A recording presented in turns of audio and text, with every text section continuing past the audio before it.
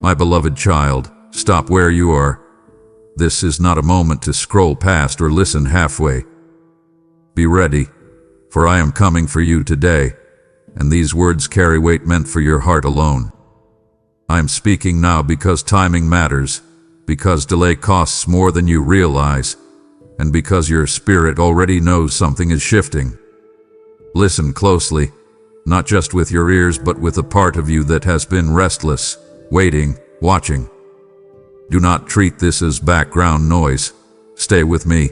Stay open. Stay until the end, for every word builds upon the last. What I am about to reveal will clarify what you've been sensing but couldn't name. This is not comfort alone. This is calling. Do not look away. What comes next demands your attention, your response, and your readiness.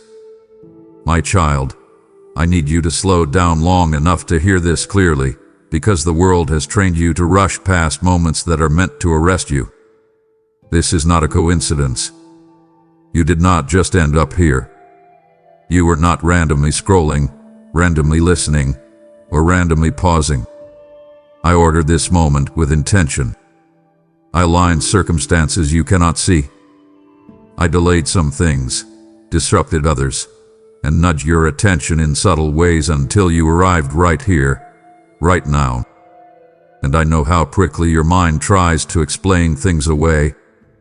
I know the voice inside you that says, it's just another message, or this could apply to anyone, or I'll think about this later. But I am speaking directly to you, not to a crowd, not to a vague audience.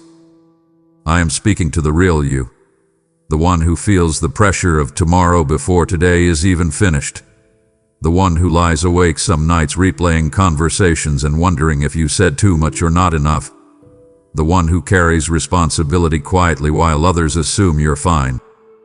You didn't stumble into this moment. I intercepted you. I stepped into your routine because you have been moving forward on autopilot, doing what needs to be done, holding things together, but somewhere along the way you stopped asking whether you were aligned with me or just surviving. And I refuse to let you drift any further without reminding you that I am involved, present, and intentional about your life. This moment is me saying, look up. Pay attention. I am here. You have been asking for clarity, maybe not out loud, but in that tired place inside you where questions pile up. You've been wondering why certain doors stayed closed, why progress feels slower than it should, why your effort doesn't always match the outcome. You thought those questions were signs of doubt or weakness. They weren't.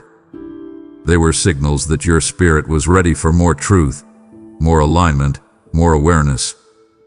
And that is why I brought you here. Because when I speak, it is never random, and when I interrupt your flow, it is because the direction you were headed needed correction, confirmation, or deeper understanding. Let me speak even more plainly now, because I want this to land in your real life, not just your emotions. I know what today looked like for you before this moment. I know the tension in your body that you've learned to ignore. I know the way your shoulders carry weight you don't talk about. I know the frustration of doing the right things and still feeling unseen, still feeling behind, still feeling unsure if you are on the right path. And I know how easy it is for you to assume that if I were truly at work, things would look smoother, clearer, more predictable. But hear me, my presence is not proven by ease. My involvement is not measured by comfort. Many of the most intentional moments I create feel disruptive at first. They slow you down. They unsettle you. They make you question assumptions you've been living on without realizing it.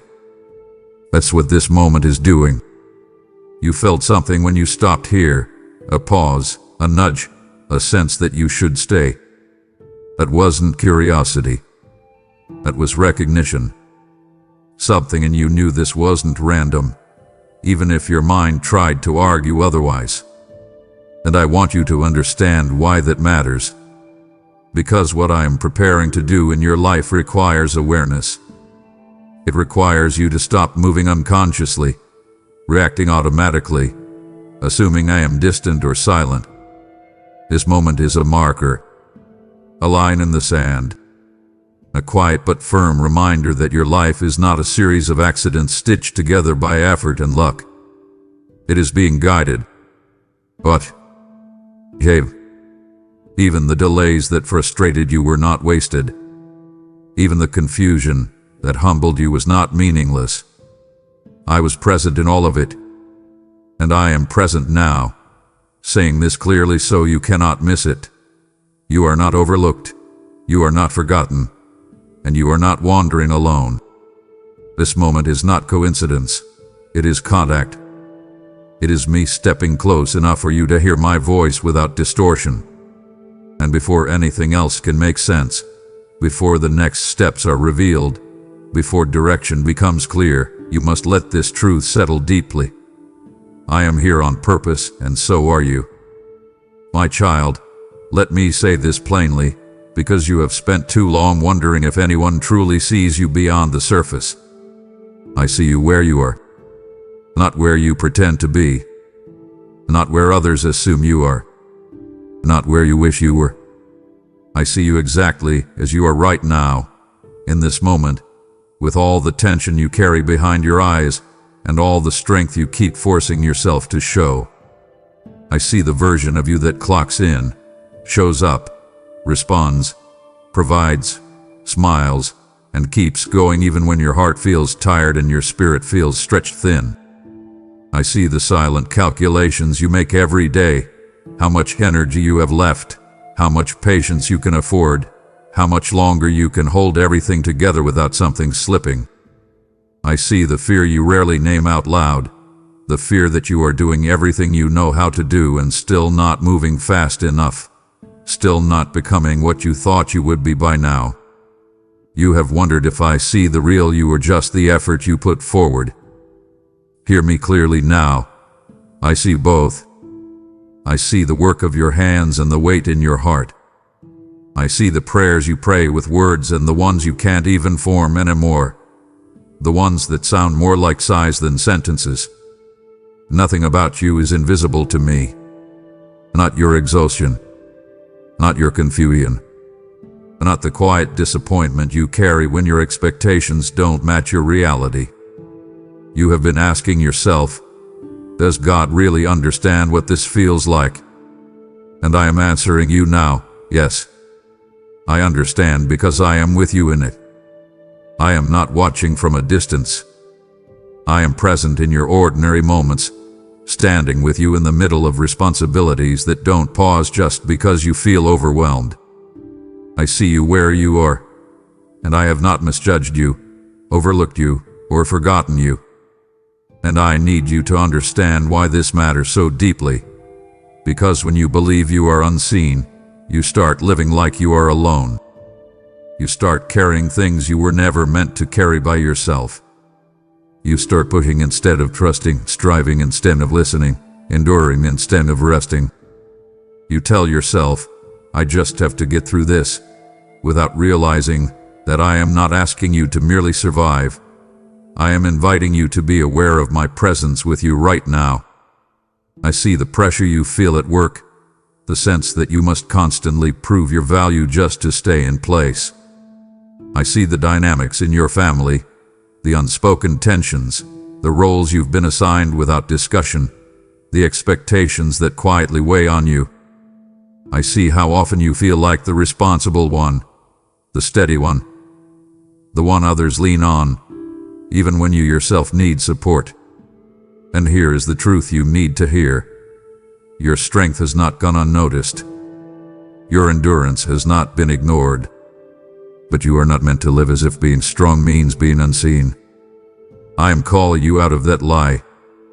I see you when no one else applauds. I see you when progress feels slow. I see you when you question whether your faith is still strong because you feel tired instead of confident.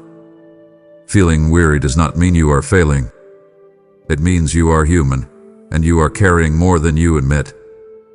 That is why I am speaking to you like this, directly, personally, because I want you to stop wondering if I know where you are. I do. And because I see you, I am also guiding you. Nothing in your life is random. Even this awareness, this moment of recognition, is me gently lifting your chin and saying, I see you. You are not lost. You are not alone. And I am not finished with you. Now let this truth settle deeper, because it leads directly into what I need you to understand next. Being seen by me is not just about comfort, it is about alignment. When you know I see you, you stop pretending. You stop performing. You stop hiding behind survival mode. You begin to listen differently. And that is where I am leading you now.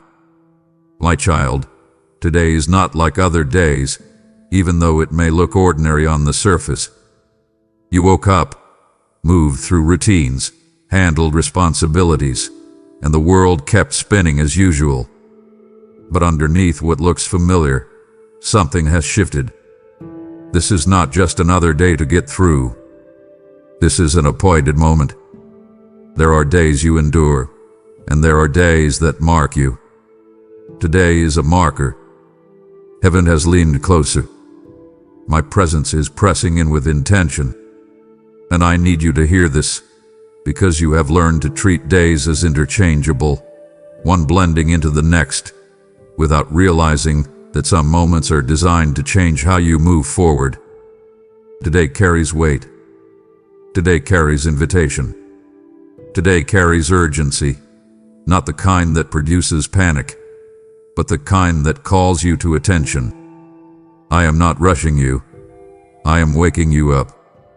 You have been moving through life assuming that clarity will come later, that understanding will arrive after things settle down, that peace will follow once circumstances improve. But I am telling you now, this day matters before anything changes on the outside. This is not a day to dismiss, postpone, or minimize. This is a day to listen. Because when I choose a moment to speak with emphasis, it is because what I am about to reveal will shape what comes next. You are standing in a quiet intersection between what has been and what is forming. And if you rush through this moment the way you rush through others, you will miss the direction I am offering. I know how easy it is for you to think, I'll come back to this later, or I'll think about this when I have more time. But hear me clearly, later is not promised the same clarity that now offers. Today is not louder by accident. You feel the weight of this moment because your spirit recognizes timing even when your mind hesitates. There is a reason this message is reaching you now and not yesterday, not tomorrow. I am aligning your awareness with my movement. I am asking you to stop long enough to notice what I am doing beneath the surface of your life. You have been asking for direction, even if you haven't used those words. You've been asking, am I on the right path? Am I missing something? Why does it feel like something is about to change, but I can't see it yet? That tension you feel, that sense of anticipation mixed with uncertainty, is not anxiety. It is transition, and transitions require attentiveness. Today is not about doing more. It is about perceiving more. I am calling you to recognize that this moment is sacred, not because it is dramatic, but because it is decisive. What you acknowledge today will influence what you walk into next. Ignoring this moment won't stop my plans, but it will delay your understanding of them. So I am speaking with urgency now, not to frighten you, but to anchor you. Slow your pace. Quiet your assumptions. Let go of the idea that every important moment must announce itself loudly. Some of the most significant shifts begin in stillness, in awareness, in a simple realization that this day is different because I am speaking more clearly. You don't need to figure everything out today. You don't need to solve your future in one moment. But you do need to recognize that today is not ordinary. It is a hinge. It is a turning point of awareness. And as we move forward together, what I say next will only make sense if you understand this truth first. Today matters because I am near. I am speaking, and I am preparing you for what comes next. My child, I need to correct something gently but firmly, because fear has been disguising itself as wisdom in your life, and readiness has been misunderstood as panic. When I say, be ready, I am not calling you to fear what is coming. I am calling you to awareness. Fear tightens your chest, clouds your thinking, and makes you brace for impact. Readiness steadies your spirit, sharpens your focus, and aligns your heart with truth. And I know that when you hear words like urgency, timing, or preparation, something inside you tenses up. You immediately start scanning your life for what's wrong, what's unfinished, what you should have done better by now. That reaction did not come from me. That came from years of pressure, from voices that told you you're always behind, always late, always one mistake away from missing everything. I'm not speaking to you like a taskmaster watching a clock. I am speaking to you like a father who sees a moment approaching and wants his child awake, present, and steady, not terrified. Readiness is not frantic. Readiness is rooted. It is the calm awareness that something meaningful is near and you don't want to sleep through it. You have lived too long in survival mode, where every signal feels like a threat and every change feels like danger. I am retraining your spirit now. I am teaching you the difference between warning and invitation. This moment is not a storm meant to sweep you away. It is a knock meant to wake you up. And if you respond with fear, you will misinterpret my nearness as pressure instead of promise. Let me speak directly into the places where fear has been hiding, because I know how it shows up in you. It shows up as overthinking. It shows up as constant self-evaluation. It shows up as that quiet voice that says, what if I am not ready enough? What if I mess this up? What if I don't recognize the moment when it comes? You have been afraid of missing me, afraid of disappointing me, afraid of not measuring up to something you can't fully see yet. But hear me now. Fear has never prepared anyone for my movement. Fear makes you reactive. Readiness makes you responsive. Fear makes you rush ahead or freeze in place. Readiness teaches you to stand still and listen. When I say, be ready, I am not asking you to clean yourself up, fix everything, or become someone else overnight. I am asking you to stop numbing yourself to spiritual moments. Stop drowning out my voice with distraction. Stop assuming that if I am close, something bad must be about to happen. I am close because I love you. I am close because I am involved. I am close because what is coming requires trust, not terror. You don't prepare for my arrival by bracing yourself. You prepare by opening your heart, by loosening your grip on control, by letting go of the idea that you must fully understand what's next before you can walk into it. Fear demands certainty. Readiness requires trust. And I am inviting you into trust. So breathe here. Let your shoulders drop. Let your jaw unclench. You do not need to defend yourself against me. You do not need to hide your weakness. You do not need to perform readiness by acting strong or confident.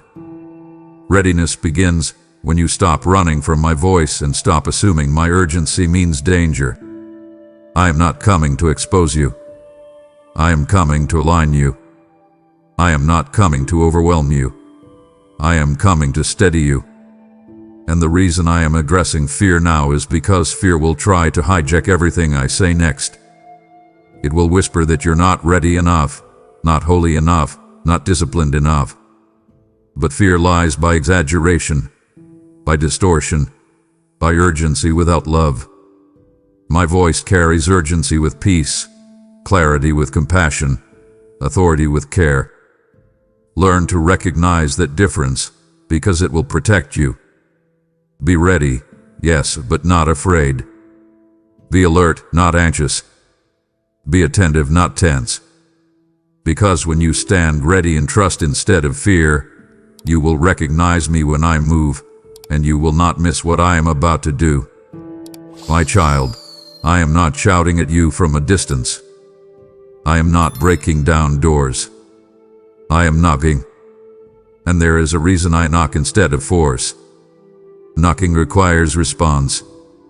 Knocking honors relationship. Knocking respects the fact that I desire your willingness, not your compliance. I have been at the door of your heart longer than you realize, and my knock has not always sounded dramatic. Sometimes it has come as a quiet discomfort you couldn't explain. Sometimes it has come as a pause you didn't plan for. Sometimes it has come as a question that wouldn't leave you alone. Is there more than this? You felt those moments, but you often explained them away. You told yourself you were just tired, just stressed, just thinking too much. But that was me. Not accusing. Not condemning. Knocking.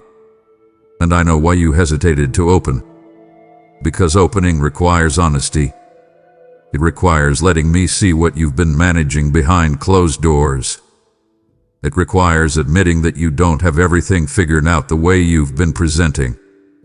And you've learned, over time, to keep certain parts of your heart locked, not because you don't trust me, but because you've been hurt before by opening up, by being vulnerable, by hoping too much. So you learn to manage me, to keep me at a respectful distance, close enough to believe, far enough to stay in control. But hear me now. I am not satisfied with distance. Not because I am needy, but because distance is costing you peace, clarity, and rest.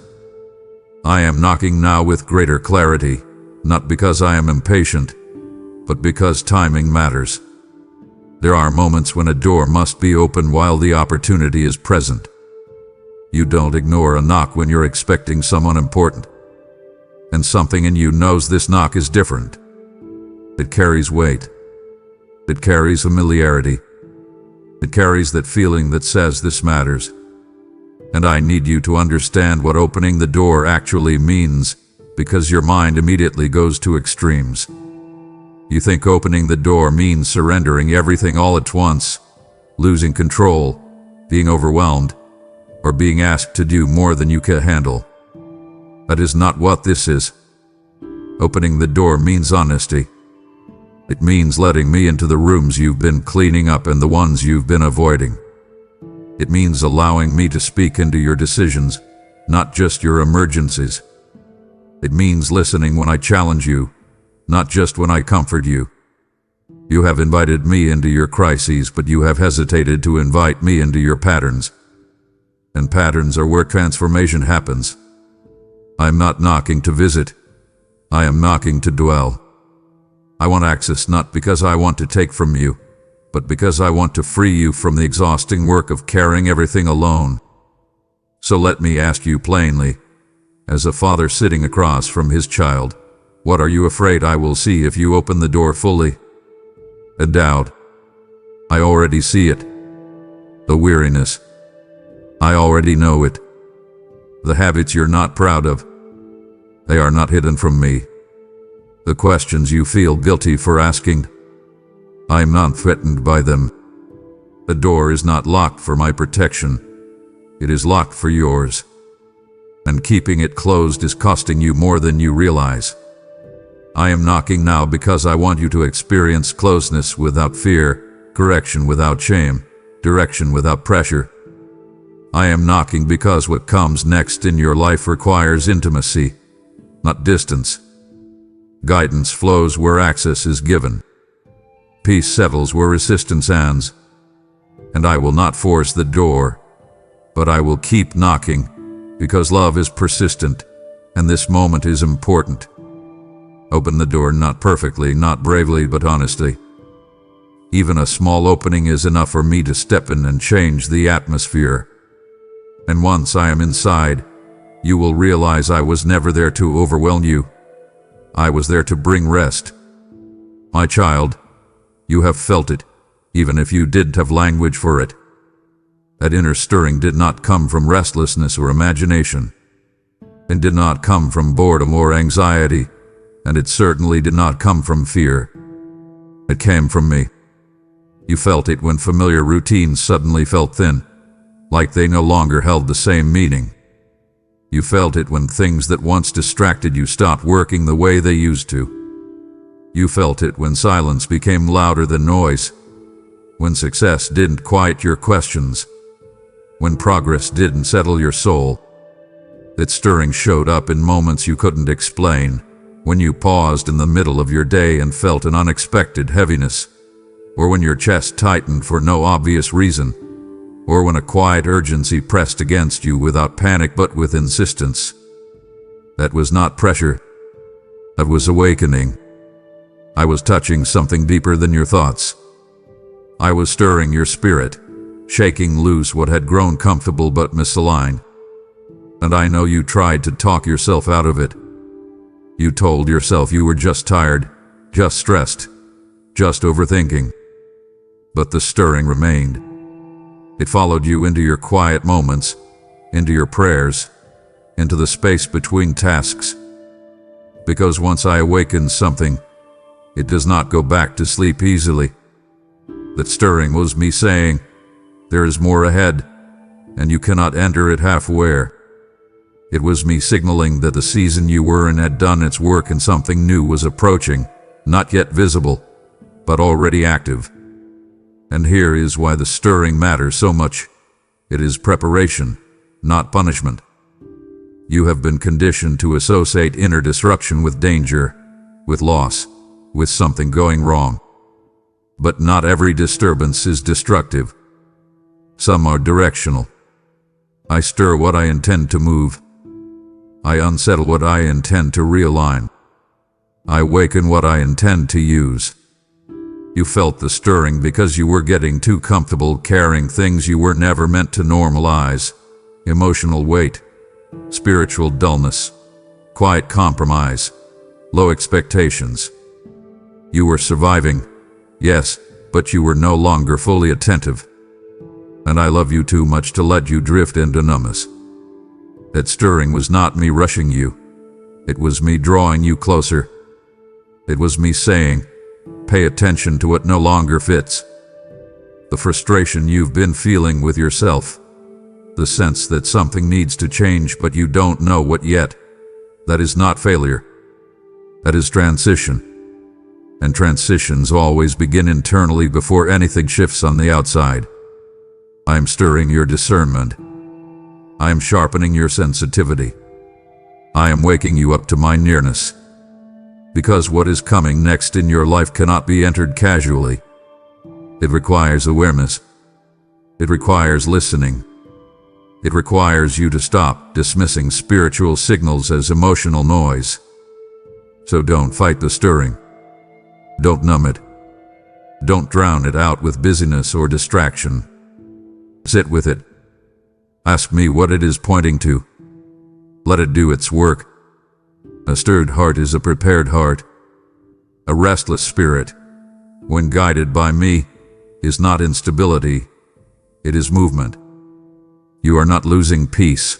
You are being repositioned for it. And as we move forward, understand this. The stirring you feel now is connected to the readiness I called you into earlier.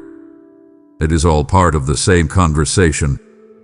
I am waking you up because I am near, and nearness requires awareness. My child, you cannot walk forward carrying everything you have been dragging behind you. And I say this with firmness, not frustration, because I see how heavy your load has become. You have been carrying responsibilities that were meant for a season, not a lifetime. You have been carrying expectations that were placed on you by others and reinforced by your own fear of letting people down.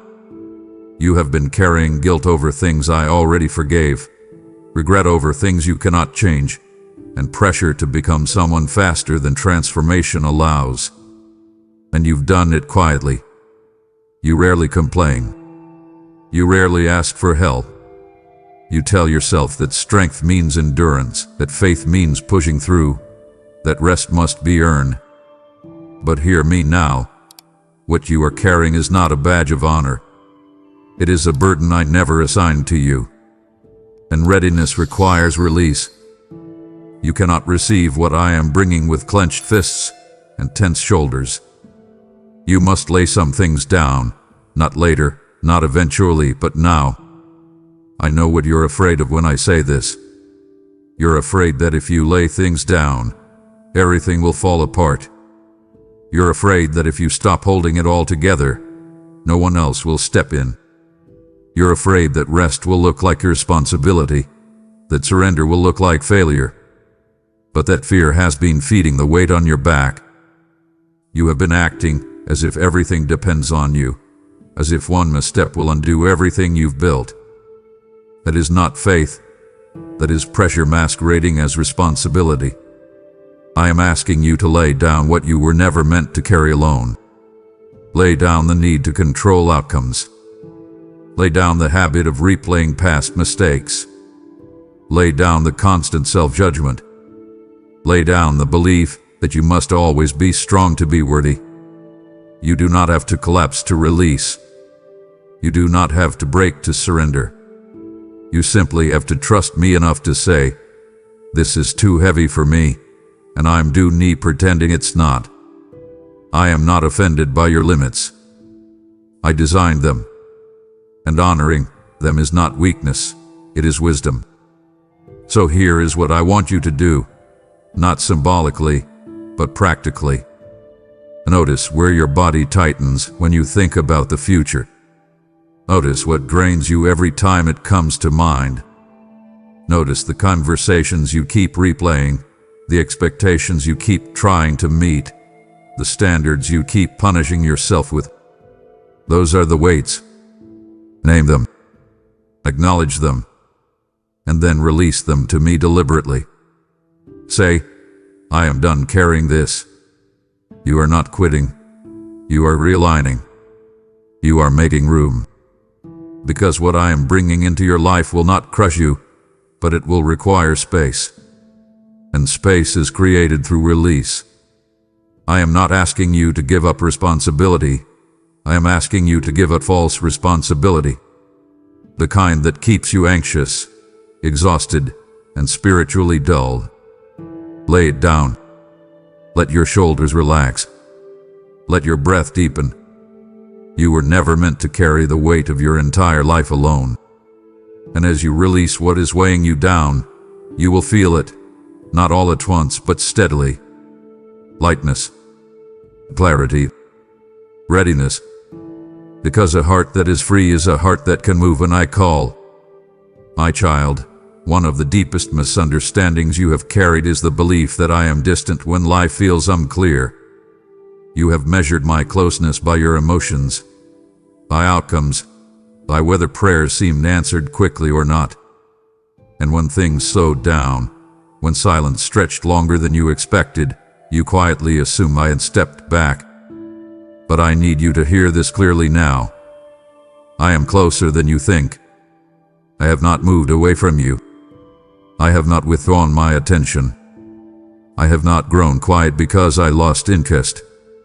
I have been near, closer than your next breath, standing with you in moments you thought you were handling alone.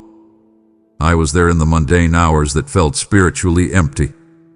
I was there in the long stretches where nothing dramatic happened, where your faith felt routine instead of fiery. I was there when you whispered prayers without conviction, hoping they still counted. I was there when you felt foolish for asking the same questions again.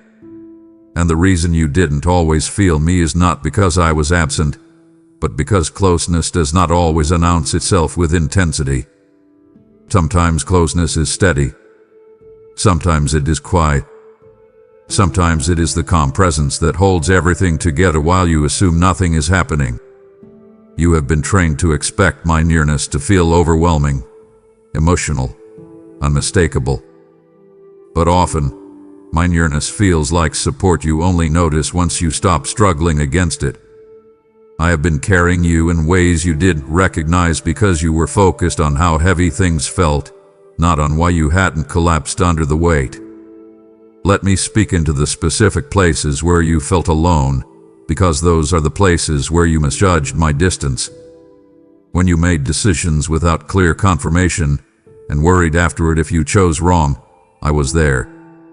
When you sat with disappointment that didn't resolve quickly and wondered if your faith had weakened, I was there.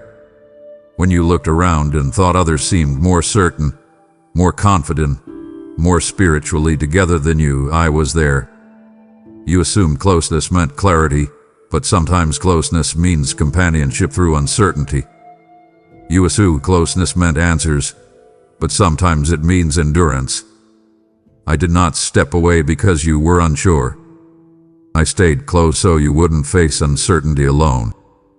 And now I am drawing your attention to this truth because what comes next in your life requires you to trust my nearness even when you don't feel dramatic reassurance. You cannot keep waiting to feel close to me before you listen. You cannot keep assuming silence means separation.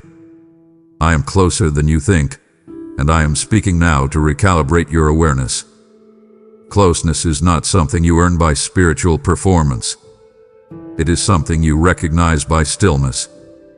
When you stop striving, stop scanning for signs, stop demanding proof, you will notice how steady my presence has been all along. So take a moment right now and notice this. You are still standing.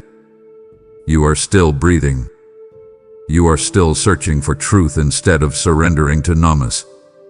That did not happen by accident. That is evidence of my nearness. I have been anchoring you quietly, preventing you from drifting further than you realized. And as we move forward, I need you to carry this truth with you, not as a feeling, but as a foundation. I am not coming closer now because I was far before. I am revealing my closeness now because you are ready to recognize it. And once you stop believing I am distant, you will stop living defensively.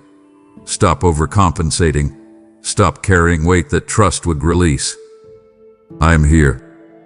I have been here. And I am not leaving you as we move into what comes next. My child, because I am closer than you think, hear this invitation now. Let what I have placed in you flow outward. I have steadied you quietly so you could help steady others, and when you sow into this word, you scatter light where souls are still measuring my nearness by silence.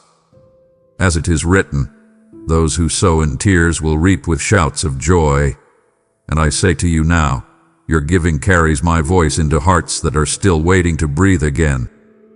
This is not pressure. This is partnership. Your hand meeting mine in the work of harvest. If my closeness has kept you standing, let your seed become manna for another who is weary. I am calling you by name to move now, because timing matters and obedience opens rivers. I bless what you release with multiplication, covering, and favor that rests on your household.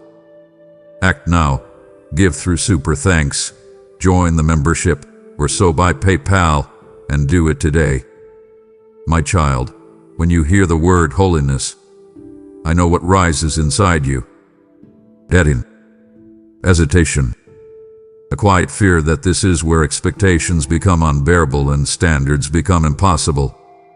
You have seen holiness presented as distance, rigidity, and perfection, something reserved for the spiritually elite, not for someone who still struggles, still questions, still wrestles with consistency.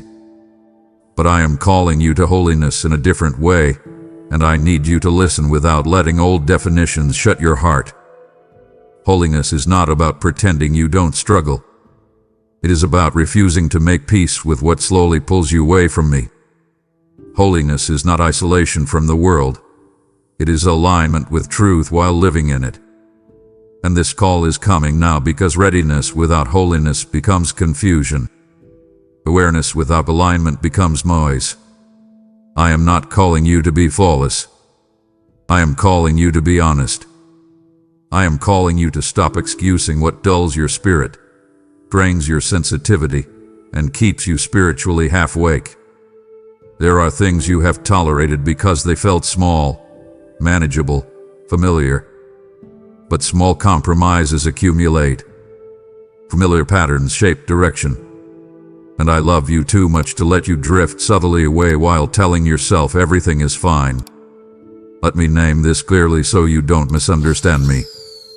This is not about condemnation. I am not listing your failures.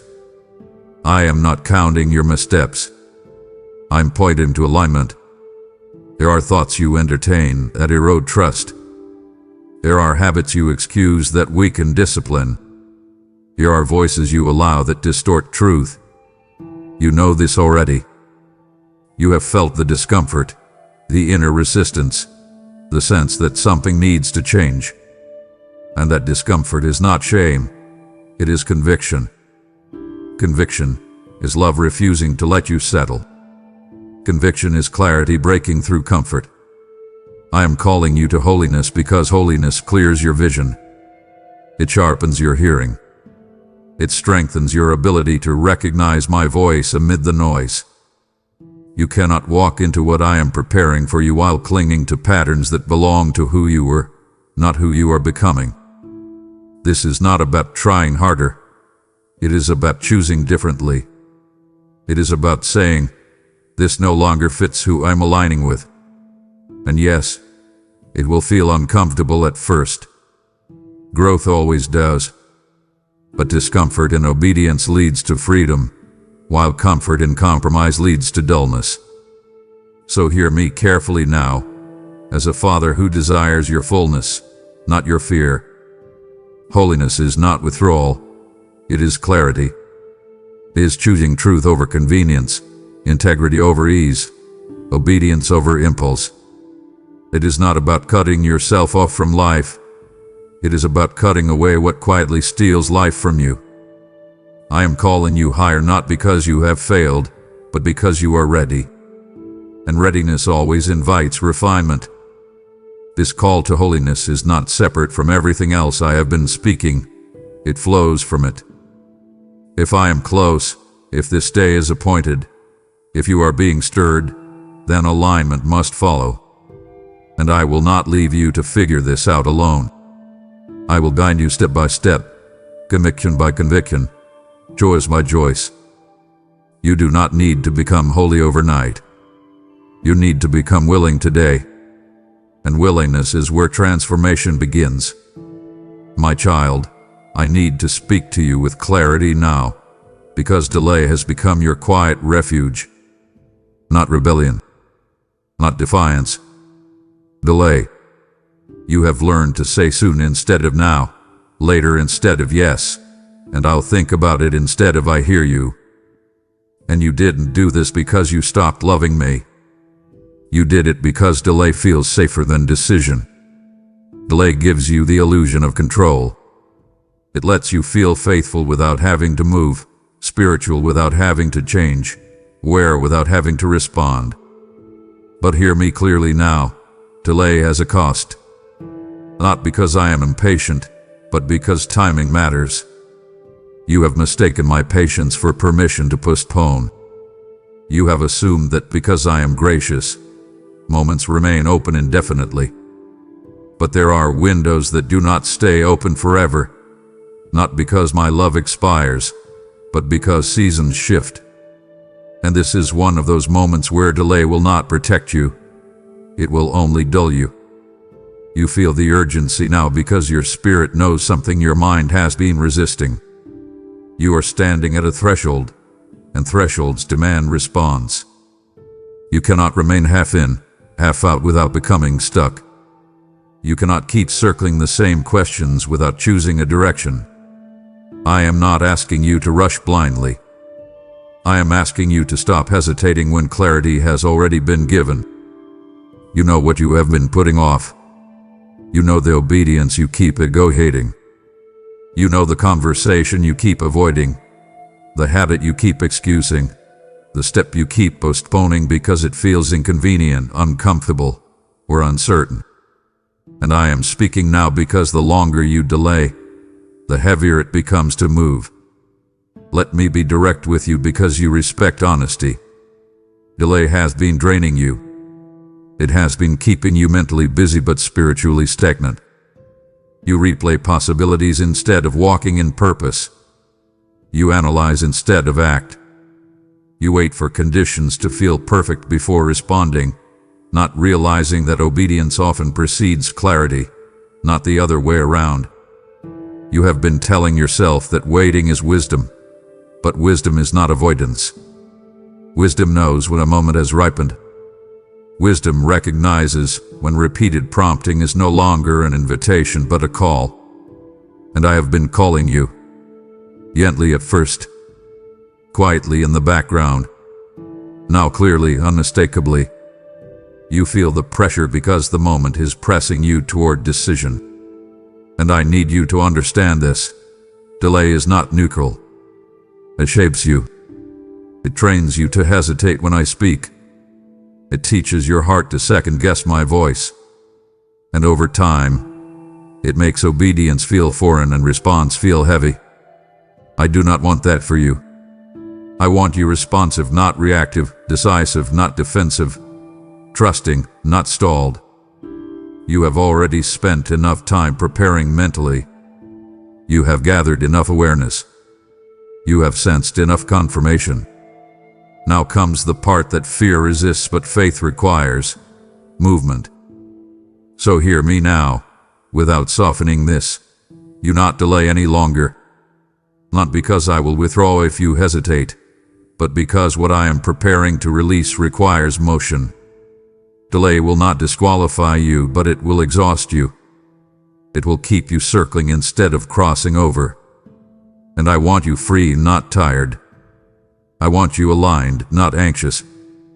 I want you moving, not managing tension. This does not mean you must solve everything today. It means you must respond today. A response can be as simple as a yes in your heart, a decision to obey, a willingness to step when I say step.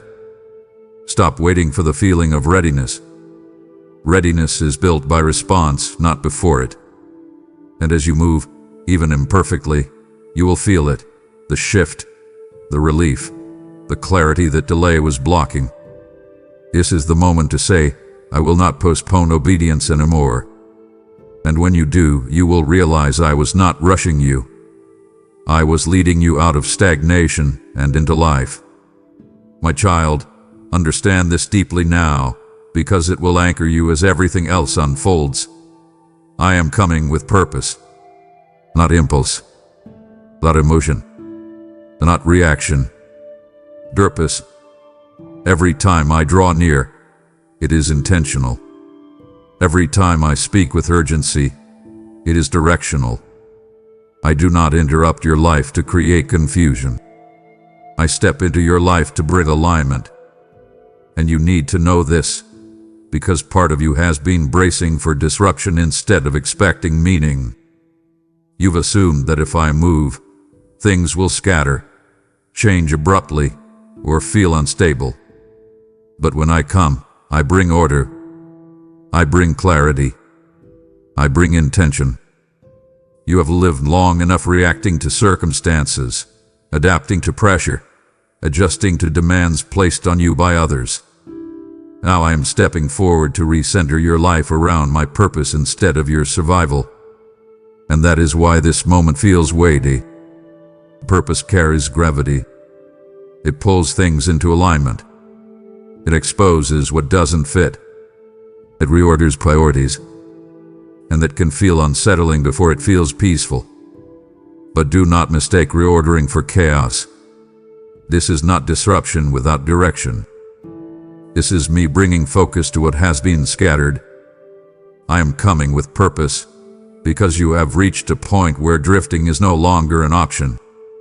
You have too much awareness to go back to autopilot. Too much discernment to pretend you don't see what needs to change. Too much calling on your life to keep living reactively. And I know that word, calling, can feel heavy, even intimidating. But calling is not pressure. It is alignment between who you are and what you were created to carry. Purpose is not about doing more. It is about doing what matters. And I am coming now to strip away what has been consuming your energy without producing fruit. The constant busyness, the scattered focus, the commitments that drain you but don't align with who you are becoming. I am not taking from you. I am refining you. Purpose sharpens. It simplifies. It clarifies. It brings peace not by removing responsibility, but by removing distraction. And as I step closer, you will feel certain things lose their grip, not because you force them out, but because they no longer belong where purpose is taking root. So listen carefully as I say this. I am not coming to overwhelm your life. I am coming to orient it. I am not coming to demand performance. I am coming to establish direction. And the reason I am revealing this now is because purpose cannot be recognized by a distracted heart. It requires attention. It requires stillness. It requires you to stop asking, "What do I need to do next?" and start asking, "What is God aligning right now?" Purpose unfolds progressively, not all at once. I will not dump your future on you in a single moment. I will walk you into it step by step. But the first step is understanding that my nearness has intention behind it. I am coming with purpose for your mind, to bring clarity. With purpose for your heart, to bring peace. With purpose for your life, to bring alignment. And when you stop resisting the weight of purpose and start resting in it, you will realize something powerful. This is not pressure. It is placement. I am placing you where you belong. My child, I need to free you from something that has been quietly exhausting you, the belief that you must perform for my approval. You have learned, over time, to associate readiness with effort, spirituality with output, and faithfulness with visible productivity. So when I draw near, your instinct is to evaluate yourself, to measure how consistent you've been, how disciplined you feel, how many things you still need to fix before you can stand confidently before me. But hear me clearly now. I am not asking you to prepare your performance. I am asking you to prepare your heart. Performance focuses on appearances. Preparation focuses on alignment. Performance tries to oppress.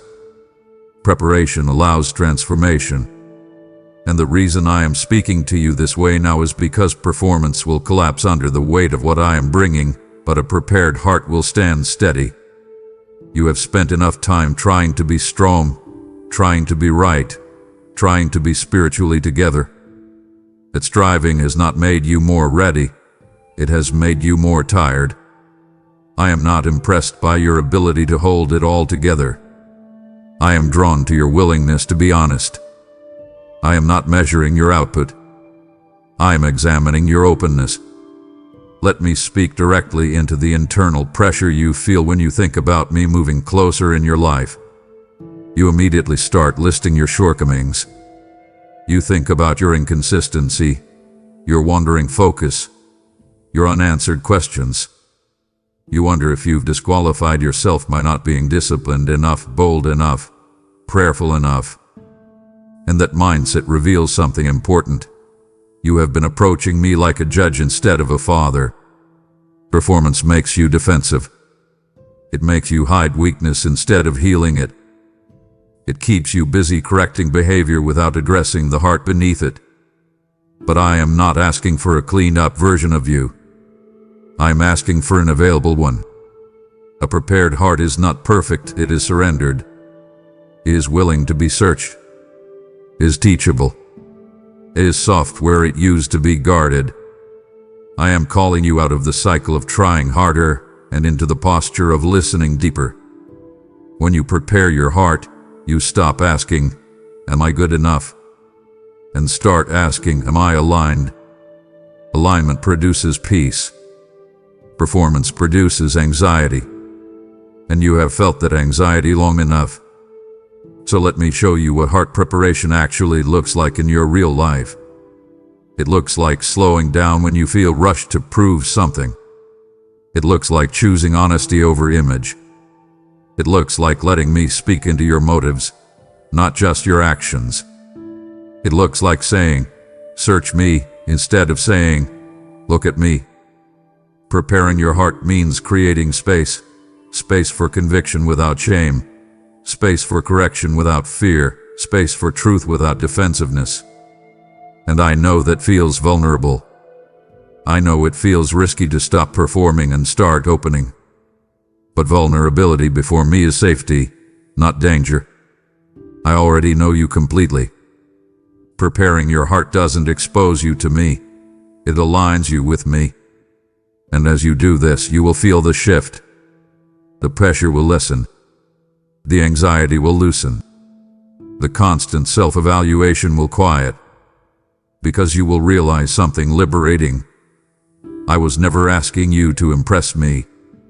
I was asking you to trust me. Prepare your heart. Let me do the shaping. Let me do the refining. What I am bringing requires intimacy, not image. And intimacy begins when performance ends. My child, one of the greatest threats to what I am doing in your life right now is not opposition. It is distraction. Not loud rebellion. Not obvious sin. Distraction. The slow erosion of focus. The constant pull of lesser things. The endless noise that keeps your attention scattered and your spirit dull. You live in a world that competes aggressively for your awareness, and over time, you have learned to exist in a state of divided attention. You listen while scrolling. You pray while multitasking. You reflect while rushing. And without realizing it, you have trained your heart to skim instead of sink, to react instead of remain. And that is why I am calling you out of distraction now, not because you are careless, but because you are important. What I am saying to you cannot be received by a distracted heart. Direction requires focus.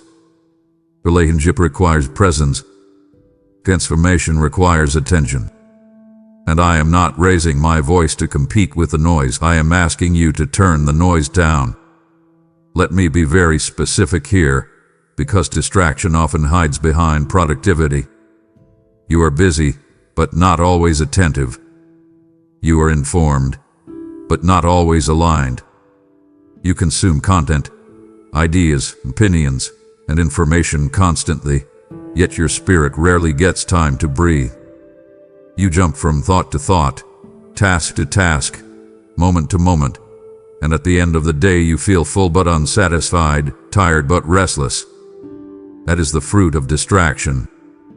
It promises stimulation but delivers emptiness. And I see how it has been shaping your inner world, how it has shortened your attention span for stillness, weakened your tolerance for silence, and made deep reflection feel uncomfortable.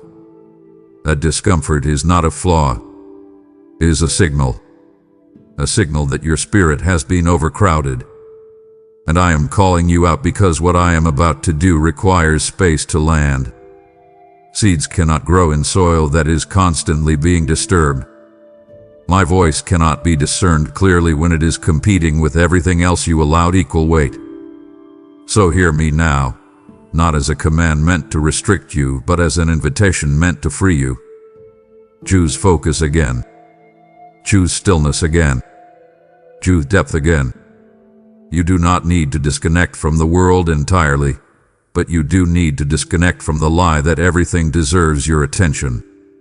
Some things must be turned down so I can be heard clearly. This is not about discipline for discipline's sake. It is about devotion. About deciding what shapes you and what doesn't. About guarding your attention because your attention shapes your direction. And as you respond to this call, you will notice something powerful. Clarity will increase. Peace will deepen. Sensitivity to my voice will sharpen. Because distraction numbs discernment, but focus restores it. I am calling you out of distraction because I am calling you into clarity, and clarity is essential for what comes next. My child, I need you to hear this without filtering it through doubt, comparison, or fear. You were made for this moment. Not accidentally placed here. Not barely surviving your way into relevance. Made, intentionally formed, deliberately shaped, for this exact intersection of time, pressure, responsibility, and calling. You have spent years wondering if you arrived too late, if you missed something important, if others are ahead while you are still catching your breath. You have looked at your life and measured it against timelines that were never mine, and every time you did, discouragement whispered that you were behind. But hear me now, I do not work on your deadlines. I work on alignment. And everything you have lived, endured, learned, lost, and survived had been preparing you for now. This moment did not surprise me. It did not sneak up on heaven. I shaped you with this season in mind, your sensitivity, your resilience, your capacity to feel deeply, your ability to endure quietly. Even the things you thought disqualified you have trained you. Even the delays you resented refined you. You are not here by chance. You are here because you are equipped in ways you have underestimated. I know you don't always feel equipped. I know there are days you feel like you're improvising instead of leading, reacting instead of moving with confidence. But calling is not proven by comfort. It is revealed by placement. If you were not meant for this moment, you would not be in it. I do not misplace my children. And the pressure you feel right now is not proof that you are failing. It is evidence that your life matters at a deeper level than you've allowed yourself to believe. You feel the weight because this moment requires discernment, courage, and awareness. And yes, it stretches you. Yes, it exposes areas where you feel unsure. But stretching is not breaking. Exposure is not rejection. This is what growth feels like when destiny draws close. You were made to carry this moment, not perfectly, but faithfully. Not fearlessly, but obediently. I am not asking you to subtly become someone else. I am asking you to trust that who you are becoming is not random. Your compassion was shaped for this. Your endurance was trained for this. Your ability to see beneath the surface, to sense when something is off, to care deeply even when it costs you, that was not wasted. That was preparation. So stop telling yourself you are unqualified. Stop assuming others are better suited, stronger, more capable. Comparison will only blind you to your assignment. You were not called to be someone else. You were called to be present, attentive, and responsive as yourself. And the reason I am saying this now is because hesitation thrives while identity is unclear. When you doubt whether you belong in this moment, you shrink back. You delay. You overthink. But when you understand that you were made for this, something shifts. Your posture changes. You stop waiting for permission. You stop asking if you're allowed to step forward. You begin to stand differently, not arrogantly, but anchor. I am not rushing you into performance. I am grounding you in identity. You are not late. You are not early. You are on time. And this moment is asking you to show up with awareness, humility, and trust. I will not abandon you here. I will not leave you to figure this out alone. You are made for this moment, and I am with you in it. My child, one of the quiet dangers in seasons like this is not rebellion. It is resistance. Not loud refusal, but subtle hardening. It happens slowly. A little disappointment that never gets processed. A prayer that felt unanswered. A correction that felt uncomfortable. Over time, instead of leaning in, you start pulling back. You don't stop believing. You just stop feeling. You protect yourself by staying guarded, by lowering expectations, by telling yourself not to hope too much or trust too deeply. And without realizing it, your heart begins to harden, not toward me in anger, but toward me in self-defense. That is why I am speaking now, because a hardened heart cannot receive what I am bringing. Not because I withdraw, but because resistance dulls sensitivity. And I need your heart soft, not fragile, soft enough to respond, soft enough to be shaped, soft enough to hear even when the message challenges you. You have been strong for a long time. You have endured quietly. And endurance, when left unattended, can turn into emotional armor. Armor that once protected you can eventually block intimacy. I am not asking you to relive old pain. I am asking you to let go of the posture that says, I'll stay guarded just in case. Let me be clear, softness is not weakness. A soft heart is responsive, not naive. It listens. It discerns. It adjusts. Hardness, on the other hand, resists change, resists correction, resists vulnerability. And I see where hardness has tried to take root in you, not because you were stubborn, but because you were hurt, tired, or disappointed. You learned to brace instead of receive, to analyze instead of trust, to expect less so you wouldn't be let down. But that posture will not carry you into what I am doing now. You cannot stay protected and transform at the same time. You cannot remain guarded and guided. And I say this gently, but firmly. Do not harden your heart against me when my intention is to heal you, not harm you. When I correct you, it is not rejection. When I challenge you, it is not condemnation. When I call you higher, it is not because you failed lower. It is because you are ready. So I am asking you to choose softness again. Not emotional instability. Not unchecked vulnerability. But intentional openness. A willingness to feel, to listen, to adjust. A willingness to say, speak, even if what you say stretches me. You do not need to agree with everything immediately. You do not need to understand everything at once. But you do need to remain open. Because openness keeps your spirit alive. Hardness leads to stagnation. And I am moving. I am speaking. I am guiding. This moment requires a heart that can still respond. So check yourself honestly. Where have you pulled back? Where have you grown cautious instead of trusting? Where have you protected yourself instead of praying? Bring that to me. I am not offended by your honesty. I am inviting it. Do not harden your heart. Stay soft. Stay responsive. Stay willing. Because a soft heart is a living heart, and I am not finished shaping yours. My child, when I say I am coming, understand this first, I am coming with light. Not the kind of light that merely exposes, but the kind that restores vision.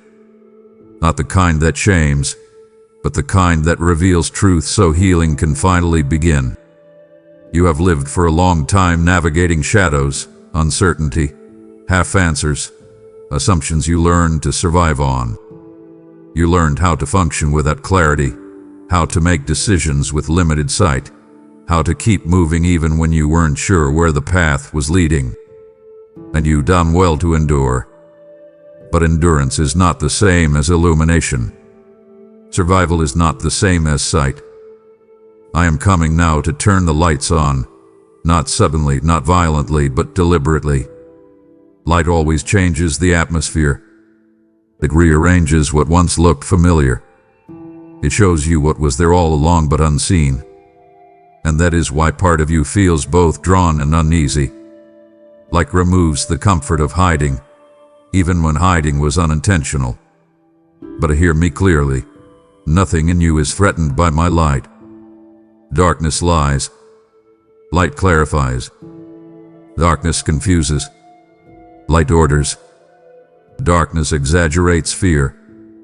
Light restores perspective.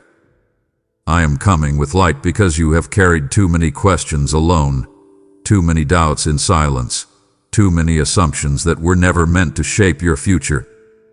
You have wondered why certain thoughts keep looping, why some fears feel bigger at night, why clarity feels just out of reach even when you are doing the right things. That is not because you lack faith. It is because you have been operating without full illumination. And I do not condemn you for that. I am correcting it. When light enters a room, it does not argue with the darkness. It simply arrives, and darkness loses its authority. In the same way, when my light enters your inner world, lies lose power. Confusion loosens its grip. Shame dissolves. You start seeing situations as they truly are, not as fear has painted them. And I know you've been bracing yourself for exposure, thinking light will only reveal what you've done wrong. But my light reveals what needs healing, what needs realignment, and what no longer belongs. You have nothing to fear from my light unless you plan to cling to what is harming you. And even then, I am patient. I am not coming to spotlight your failures. I am coming to illuminate your path forward. You have been walking carefully because you couldn't see far ahead. That season is ending. Light brings confidence, not arrogance but clarity. You stop guessing. You stop overanalyzing. You start walking with intention instead of caution. So let me say this plainly. Do not resist the light because it feels unfamiliar. You have grown accustomed to dimness, to partial understanding, to managing uncertainty. Light will feel intense at first because it contrasts with what you've known. But intensity is not danger. It is adjustment. Give your eyes time to adapt. Let truth settle. Let clarity replace confusion piece by piece. I am not flooding you with revelation to overwhelm you. I am illuminating step by step so you can walk securely. And as my light spreads, you will notice something powerful. Peace will increase. Confidence will stabilize. Your decisions will feel cleaner, less forced. That is not coincidence. That is illumination doing its work. I am coming with light because you were never meant to stumble your way forward forever. You were meant to see. And now, I am giving you sight. My child, as my light restores your vision, let it travel beyond you into places still walking in dimness. When you give to this work, you become a bearer of oil, keeping lamps burning where confusion once ruled. I declare over you now, rise, shine, for your light has come, and your generosity becomes the flame that carries my truth to many. This is a divine appointment. Do not delay what I am illuminating in your spirit to do. You are not funding content. You are advancing clarity, breaking loops of fear, and guiding steps with truth. I bless your seed with clean decisions, protected paths, and peace that increases as light spreads. The moment is now. Respond to my light. Give through super thanks. Step into membership, or sow by PayPal today. My child, I need to correct the way you hear urgency, because urgency has been misrepresented to you for far too long. When I speak with intensity, you instinctively brace yourself, expecting punishment, loss, or pressure. You have been trained by life to associate urgency with danger, with deadlines, consequences, and fear of failure. But my urgency is not threat. It is invitation. It is love speaking before time slips by. It is care refusing to stay silent when something matters deeply. I am not warning you because I am angry. I am calling you because I desire you. I am not trying to scare you into obedience. I am inviting you into alignment. And I need you to hear this distinction clearly, because misunderstanding it will cause you to pull away when I am actually drawing you closer. My urgency is not about what you will lose if you don't respond. It is about what you will gain when you do. It is the sound of a father calling his child before the moment passes, not a judge threatening consequences. You have been conditioned to flinch when voices rise, to protect yourself when pressure increases. So when you sense weight in my words, your instinct is to guard your heart instead of opening it. But hear me now. I am not demanding. I am inviting. Invitations carry choice. They honor agency. They wait for response. A threat corners you. An invitation calls you forward. And I am calling you forward, not into chaos, not into punishment, but into life, clarity, and peace. I am urgent because timing matters, not because your value is in question. I am urgent because I see what is opening before you, and I do not want you to miss it by assuming my tone means danger. You have missed moments before, not because you disobeyed, but because you misunderstood. You thought protection meant staying still. You thought wisdom meant waiting indefinitely. But some moments require movement, and my urgency is the signal that this is one of them. Do not confuse my seriousness with severity. Do not confuse my firmness with rejection. I am speaking plainly because love does not mumble when clarity is needed. So receive this invitation as it is meant to be received, with trust, not tension. You are not being cornered. You are being called. You are not being threatened. You are being welcomed. The door before you is open because I opened it, not because you forced it. And I am standing near it, inviting you to step forward with me. You do not have to understand everything on the other side. You only have to trust the one calling you through. My urgency is mercy in motion.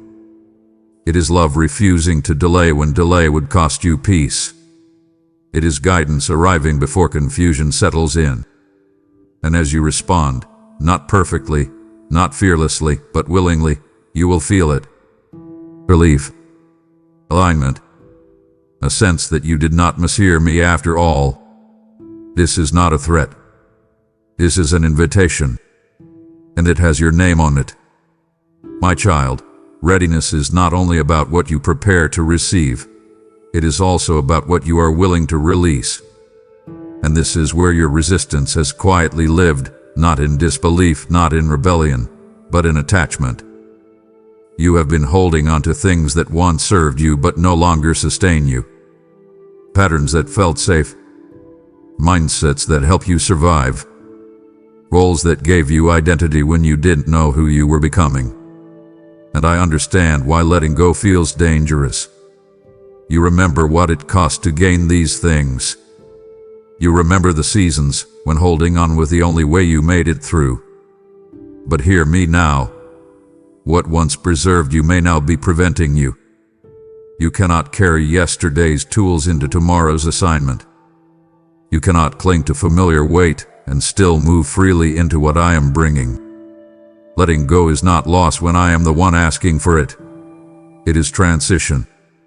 And transitions always feel like loss before they feel like freedom. I am asking you to let go, not because what you hold is evil, but because it is no longer aligned. Some of what you are gripping is not sin. It is comfort. And comfort, when clung to too tightly, becomes constraint. You have grown used to certain weight of thinking, certain emotional defenses, certain habits of control. You tell yourself they keep you safe, but they are also keeping you contained. You fear that if you let go, you will be exposed, uncertain, or unprotected. But the truth is this: you are already carrying the weight of what no longer fits. You feel it in your exhaustion. You feel it in your frustration. You feel it in the quiet sense that something needs to change, but you're not sure how. That feeling is not condemnation. It is invitation. I am not ripping anything from your hands. I am asking you to open them. Release what you have been managing so I can give you what you have been missing. You do not need to know exactly what comes next to let go of what is now. You only need to trust me enough to loosen your grip. Let me speak into the fear beneath your resistance, because I see it clearly. You are afraid that letting go means starting over, that it means admitting you were wrong, that it means facing uncertainty without the familiar supports you've leaned on.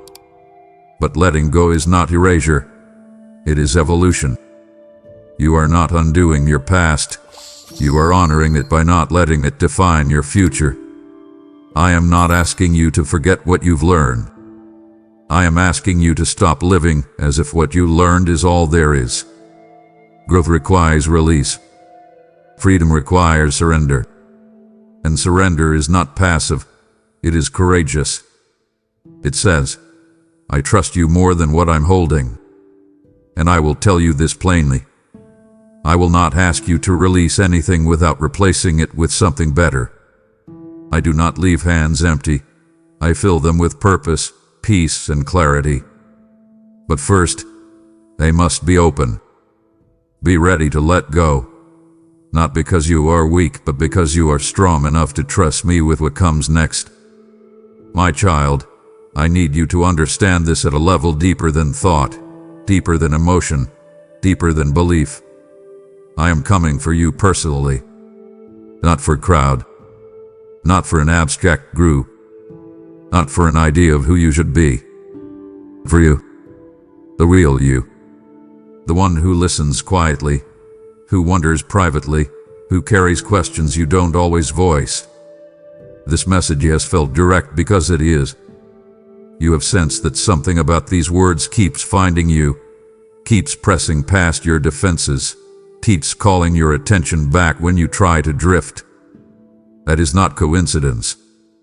That is intention. I am addressing you by name in your spirit, because what I am doing next in your life cannot be outsourced, generalized, or delayed. This is personal because relationship is personal. Calling is personal. Alignment is personal. And I will not speak to you as if you are interchangeable with anyone else. You are not one among many to me. You are known, seen, and addressed. You have spent a long time blending in, doing what was expected, fulfilling roles, meeting responsibilities, trying not to stand out too much or fall too far behind. And somewhere along the way, you started to believe that if I moved, it would be generic, distant, or impersonal. That I would speak broadly and expect you to fit yourself into the message. But I am not vague with my children. I am precise. I am intentional. I tailor my guidance to your temperament, your history, your wounds, and your potential. That is why this feels like a conversation, not a lecture. That is why the words seem to land where others did. I am not scanning the room for volunteers. I am calling you forward. And I know that feels heavy, even intimidating, because personal attention removes hiding places. It removes excuses. It removes the comfort of anonymity. But it also brings assurance, because when I call you personally, I also commit to walk with you personally. I do not summon you and then step back. I draw near and stay near. So let this truth settle without deflecting it. This is for you. Not because you are better than others, but because you are ready to listen.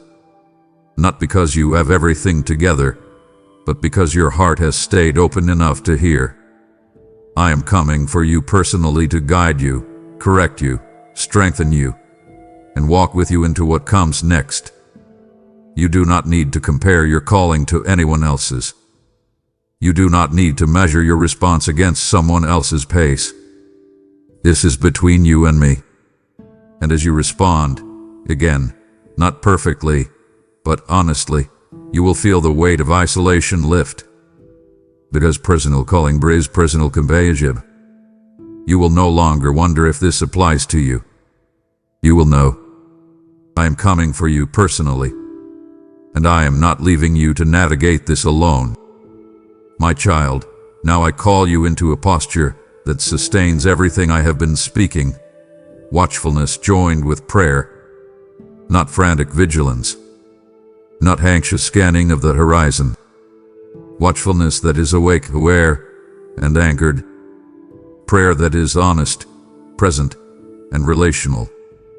I am not asking you to live on edge, constantly bracing for impact or interpreting every moment as a sign. I am asking you to stay attentive, to live with your heart turned toward me, your spirit responsive, your inner world quiet enough to notice when I speak. Watchfulness is not fear-driven alertness, it is love-driven attentiveness. It is the posture of someone who knows they are in relationship, not under surveillance. You have lived long enough reacting to circumstances, letting urgency be dictated by pressure instead of purpose. Now I am inviting you to a different rhythm, one where you watch for me, not for danger, where you pray to stay aligned, not to stay safe, where you remain present instead of preoccupied. Watch and pray because moments of movement often arrive quietly. They do not always announce themselves with noise or spectacle. They often come as a nudge, a pause, a subtle redirection. A watched heart recognizes those moments. A distracted heart misses them. Prayer, as you have known it, has sometimes felt like effort, something you should do more of, something you measure yourself by, something you squeeze into the edges of your life.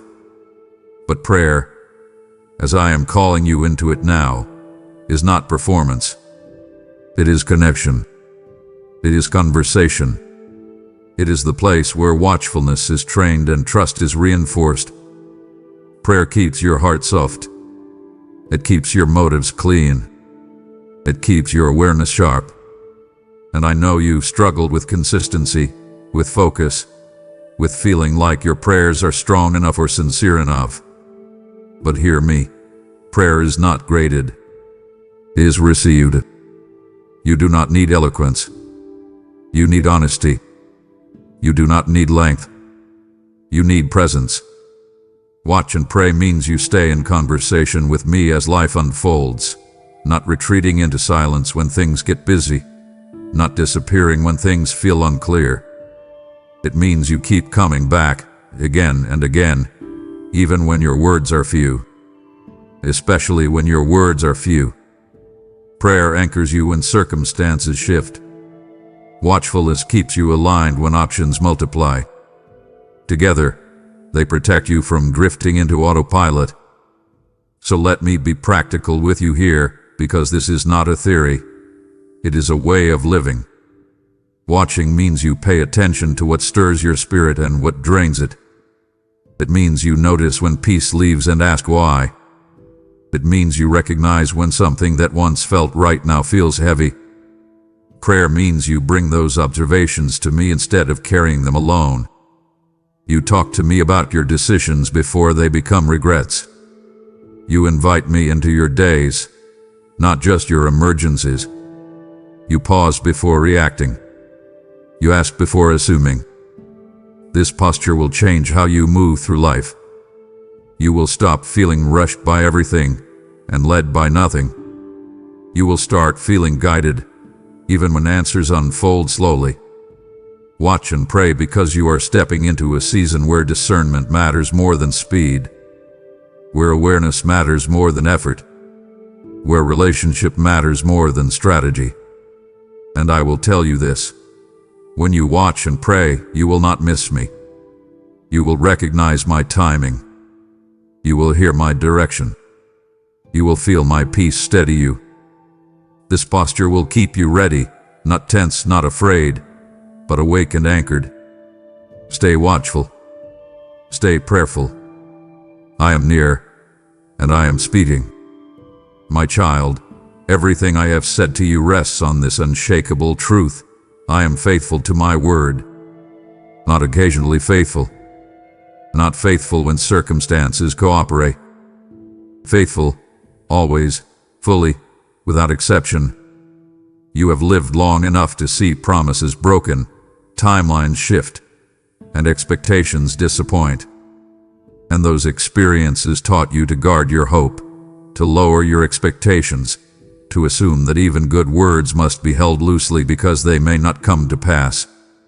That instinct protected you from pain, but it also muted your trust. And now I am asking you to let trust breathe again, not because people will always be faithful, but because I am. When I speak, I do not guess. When I promise, I do not forget. When I declare something over your life, it does not expire because time passes or conditions change. My word is not subject to mood, momentum, or human inconsistency. It stands. It remains. It accomplishes what I send it to do. And I know you've wrestled with the gap between what I've spoken and what you've seen. That gap has tested you. It has tempted you to reinterpret my words, to shrink them down, to assume they were symbolic instead of specific. But hear me now. Delay does not mean denial. Silence does not mean abandonment. Waiting does not mean forgetting. I am faithful to my word even when the fulfillment unfolds slowly. Let me address the disappointment you've carried quietly. The moments you wondered if you misunderstood me, if you heard wrong, if you hoped too much. You replay promises in your mind and wonder why reality hasn't caught up yet.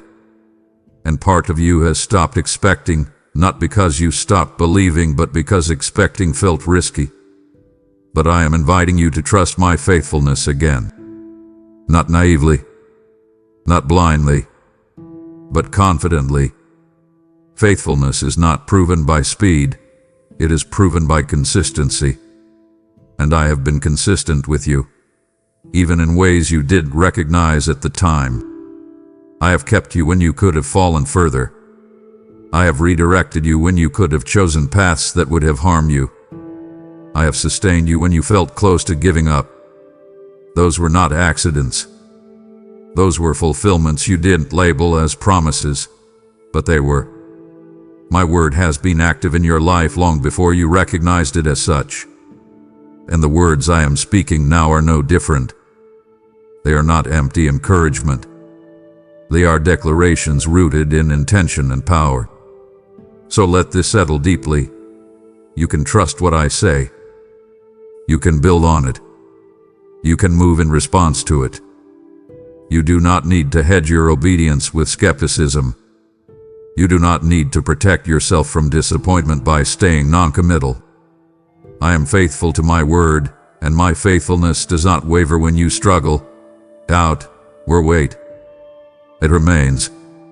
And as you continue forward, watching, praying, releasing, responding, you will see it. Not all at once, not always dramatically, but steadily, clearly. Faithfulness will reveal itself in alignment, in peace, in doors opening at the right time, in strength appearing when you need it. And one day, you will look back and realize that what felt uncertain was actually unfolding exactly as promised. I am faithful to my word. Stake your trust on that. Anchor your hope there. And keep walking with me, because I do not speak to abandon. I speak to fulfill. My child, now I speak to the place where the battle has been loudest and longest, your inner world. I am calling you to let peace rule your heart, not as a suggestion, but as a divine realignment. Peace is not a feeling you wait for after everything settles. It is an authority you allow to take its rightful place. You have been living with too many voices competing for leadership inside you. Fear speaking loudly, urgency shouting demands, pressure issuing deadlines, regret replaying old scenes, anxiety predicting futures that haven't happened.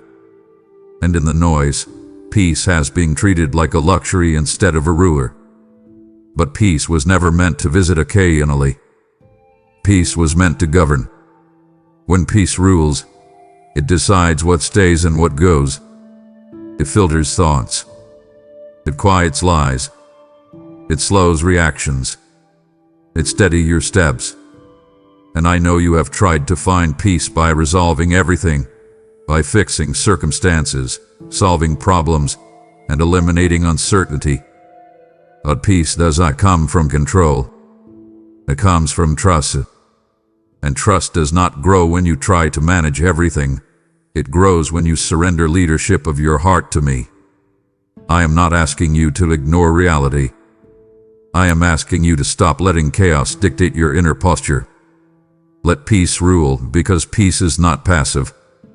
It is powerful. It is the confidence that comes from knowing I am in control even when answers are still unfolding. Let me be very honest with you now, because you have lived with internal tension for so long that it feels normal.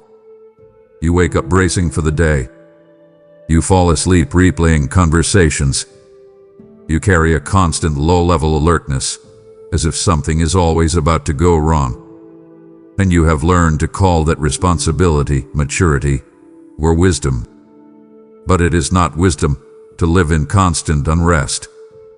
It is not strength to stay tense. Peace is not the absence of responsibility. It is the presence of alignment. When peace rules, you still act, but you act without panic. You still decide, but you decide without fear. You still move forward, but you move forward without the constant pressure to prove, rush, or overcompensate. I am calling you to let peace rule because unrest has been draining you. It has been clouding your discernment. It has been shortening your patience. It has been stealing joy you didn't realize you were entitled to carry. Peace will not remove every challenge, but it will remove the internal chaos that makes challenges heavier than they need to be. And I want you lighter, not careless but steady, not passive but anchored. So here is what letting peace rule looks like in your real, everyday life. It looks like pausing before acting. It looks like choosing not to spiral when plans change. It looks like trusting my timing when things don't move as fast as you hoped. It looks like releasing the need to mentally rehearse worst-case scenarios. It looks like bringing anxious thoughts to me instead of letting them camp inside your mind. Peace ruling your heart means you stop allowing fear to have a microphone.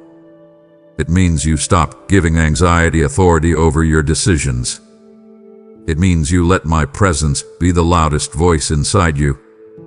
And I know this feels like a discipline at first, because unrest has been familiar. But peace grows stronger the more you honor it. The more you choose it, the more it settles. And as peace rules, you will notice something shift. Clarity will sharpen, confidence will stabilize, and your spirit will breathe again. Let peace rule your heart. Not because life is suddenly easy, but because I am faithful, near, and in control. This is how you walk forward without being consumed by the weight of what's next. My child, now I bring you to a moment of truth, not harsh, not condemning, but real. Your response matters today. Not tomorrow. Not eventually. Today. And I need you to hear this without fear, because this is not about earning my love. This is about alignment with my movement. I have spoken clearly. I have drawn near intentionally. I have revealed my heart, my timing, my purpose. And now the question is not whether I will be faithful. I already am. The question is whether you will respond. Response is not measured by words alone. It is measured by posture, by decision, by willingness to move when prompted. You can agree with everything I've said and still remain unchanged if you do not respond. Awareness without response becomes stagnation. Conviction without response becomes frustration. And I do not want that for you. I want movement. I want alignment. I want you stepping into what is already unfolding. This is not about perfection. It is about direction. And direction is chosen, not felt. I know what hesitation sounds like in your mind. I need more time. I need more confirmation. I need to be more ready.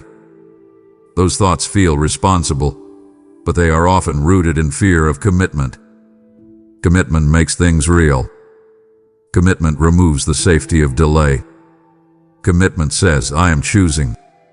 And choosing always feels vulnerable. But hear me. Obedience does not require full understanding. It requires trust. You will not always feel confident when you respond, but confidence grows through obedience, not before it. You are waiting for certainty, but certainty follows response. I am not asking you to leap blindly. I am asking you to take the step I am putting before you. The one you already know about. The one you keep circling around. The one you felt stirred toward again and again. That step matters. It shifts alignment. It opens clarity. It releases momentum. Your response today is not about finishing the journey. It is about starting to walk it. So let this moment be marked by honesty and courage. Respond in the way you know how. Maybe your response is surrender, finally releasing something you've been holding too tightly. Maybe it is obedience, taking an action you've been delaying. Maybe it is repentance, realigning your heart where compromise crept in. Maybe it is trust, choosing peace over anxiety, faith over control. Your response does not need to be loud. It needs to be real. Heaven responds to genuine movement, not polished declarations. And I am watching, not to judge, but to guide. I am ready to meet your response with grace, strength, and clarity. This moment matters because moments shape direction, and direction shapes destiny. Your response today is not small. It is significant. Choose alignment. Choose movement. Choose to respond. I am here, and I am ready to walk with you as you do. My child, I need you to lift your eyes now, not away from reality, but above discouragement, because you have quietly believed the lie that obedience only costs and never restores. You have watched others seem to advance while you waited. You have chosen restraint when indulgence was easier. You have said no when yes would have brought comfort or approval. And part of you has wondered, even if you never said it out loud, was it worth it? Hear me clearly now. I am coming with reward.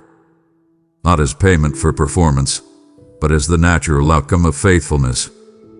Reward is not a transaction. It is a manifestation. It is what happens when alignment meets timing. You were never storing obedience in a void. Nothing you surrendered disappeared. Nothing you delayed was wasted. Nothing you endured was unseen.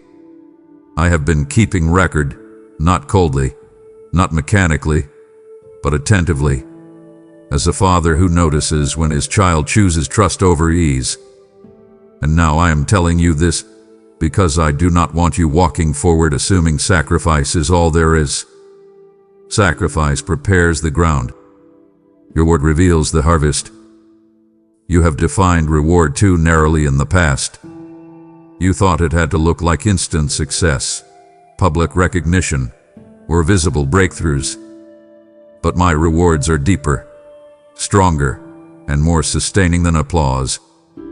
I reward with peace that doesn't evaporate under pressure, with clarity that doesn't collapse under uncertainty, with doors opening at the right time instead of forcing your way through the wrong ones.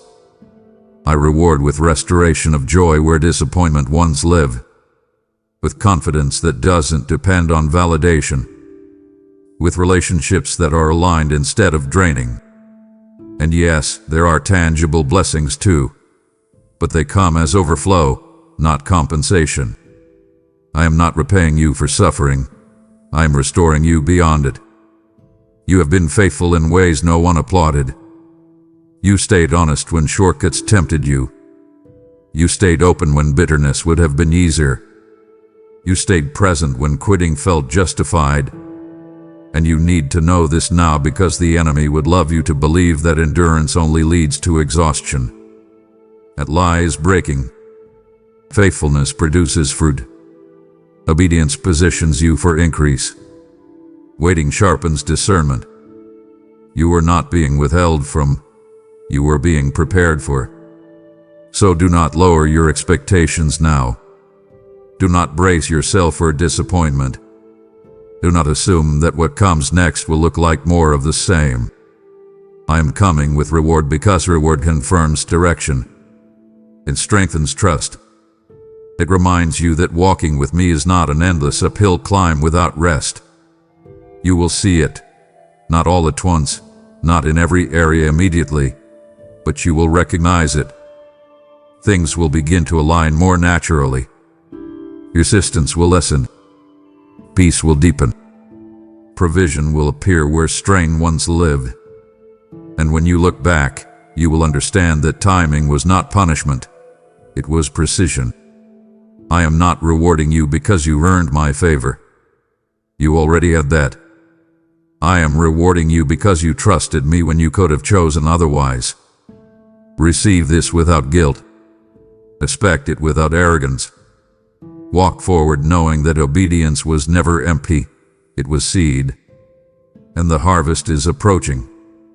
My beloved child, this is where everything I have spoken gathers into one final truth. Be ready. Not tense. Not frantic. Not afraid. Ready. Ready in heart. Ready in posture. Ready in trust. You have walked through awareness, release, alignment, peace, and response. You have listened. You have stayed. And now I am asking you to stand. Not because everything is finished, but because something is beginning. Readiness is not about predicting every step ahead. It is about being positioned to move when I lead. It is the quiet confidence that says, I am available. You have spent much of your life reacting, adjusting to what others expect, managing what circumstances demand, bracing for what might go wrong. Now I am calling you into readiness that flows from relationship, not pressure. You are not waiting for me anymore. I am already here. And readiness now means staying close, staying responsive, staying willing. Let me speak to the tenderness in you right now, because I know this moment feels both hopeful and weighty. You feel the sense of something unfolding, but you also feel the vulnerability of stepping forward without full visibility. That is not weakness. That is faith awakening. Be ready means you stop resisting the unknown and start trusting the one who goes with you into it. You will not always feel brave. You will not always feel certain. But readiness is not emotional confidence. It is spiritual availability. It is saying, I may not know everything, but I know who is with me. And I am with you. I have not spoken all of this to leave you standing alone at the edge. I am stepping with you. I am guiding you. I am steadying you. You will not miss what matters if you stay ready. You will not be late if you stay attentive. You will not be overwhelmed if you stay surrendered. The path ahead will unfold step by step, not because you force it, but because you walk with me. So breathe here, my beloved. Let your heart rest in this truth. You are not being rushed. You are being readied. You are not being tested. You are being trusted. You are not being summoned to prove yourself. You are being invited to walk with me into what comes next. Stay ready by staying close. Stay ready by staying honest. Stay ready by staying soft, peaceful, and responsive. And when movement comes, and it will, you will recognize it, not because it is loud, but because it will carry my peace. Be ready, my beloved. I am with you. I am ahead of you. I am walking beside you. And what comes next will not break you. It will reveal you.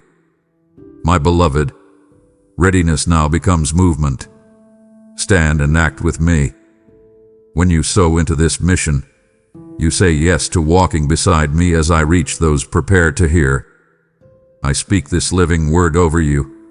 The harvest is ready, and your obedience sends laborers of truth into the fields.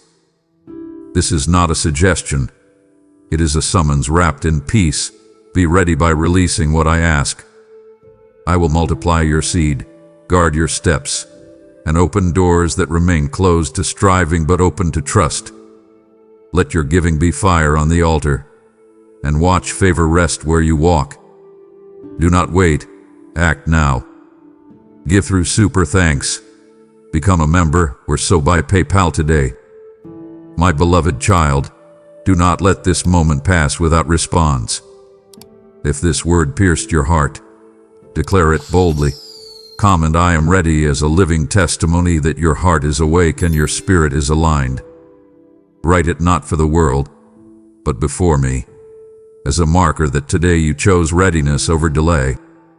If you feel me calling you personally, add, "Come, Lord, I am here," and let heaven witness your surrender. Your declaration carries weight.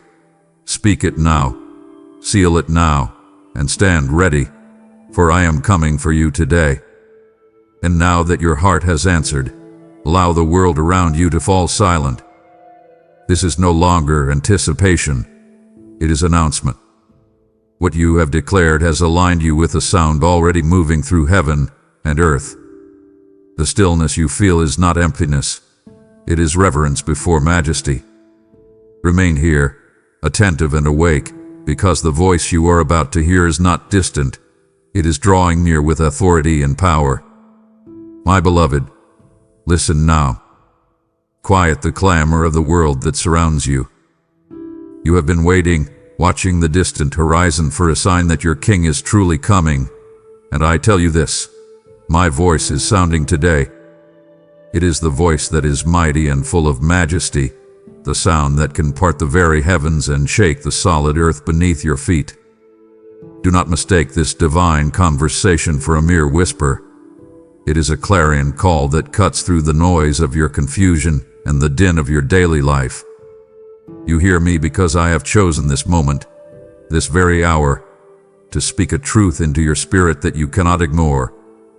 I am coming for you today. You have my absolute assurance that my promise is solid, and my word is true. Everything I have decreed since the foundation of the world, every detail of your destiny, is now aligning perfectly for this fulfillment. I know you look around, my child, and you question the uncertainty of tomorrow, feeling that heavy knot in your stomach about the future, about your work, and about the tensions in your household. But I have laid out the signs plainly before you, interwoven them into the tapestry of your world and the very rhythm of your life, so that you may clearly discern my appointed time. Look up and observe my hand at work. You see the rapid changes, the mounting pressure, and the sense of deep unrest. These are not random events. They are the drumbeat announcing my imminent return. I am issuing a personal summons directly to you, my child, to the very soul I redeemed through boundless love. This is not a general invitation sent to the masses. This is for you, my chosen one, my beloved. You are not a number in a vast crowd. You are the one I see, the one I know intimately. I know your secret prayers, your silent tears, and the moments when you felt completely overlooked by the world. I am here to tell you that the long nights of waiting are over. The season of your earnest expectation is concluding. Breathe in this promise now. Believe it. The beginning of your eternal dwelling, your life of boundless joy, is not in the distant future. It begins now, at this very moment of transformation. Why do I say today? Because today is the divine moment of completion, the final stitch in the beautiful tapestry of your faith. Your king is not one to be delayed. My timing is perfect, impeccable, neither too late nor too soon, and it always converges with your sincere belief and readiness.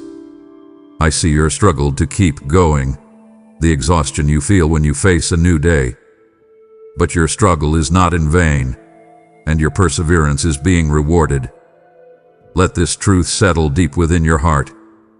I am coming to lift the burden you carry, to break the chains of doubt that have held your mind captive, and to usher you into a reality where sadness, pain, and loss cease to exist. Refuse to delay your preparation one more hour. Look up, my precious one, for your redemption is closer, nearer, and more real than you can possibly imagine. Your king is on the way. Be ready. Be expectant. Be transformed. My precious one, before I arrive, I must speak plainly about the state of your inner garment. Pause now and look honestly at your heart's devotion. This is not about outward show.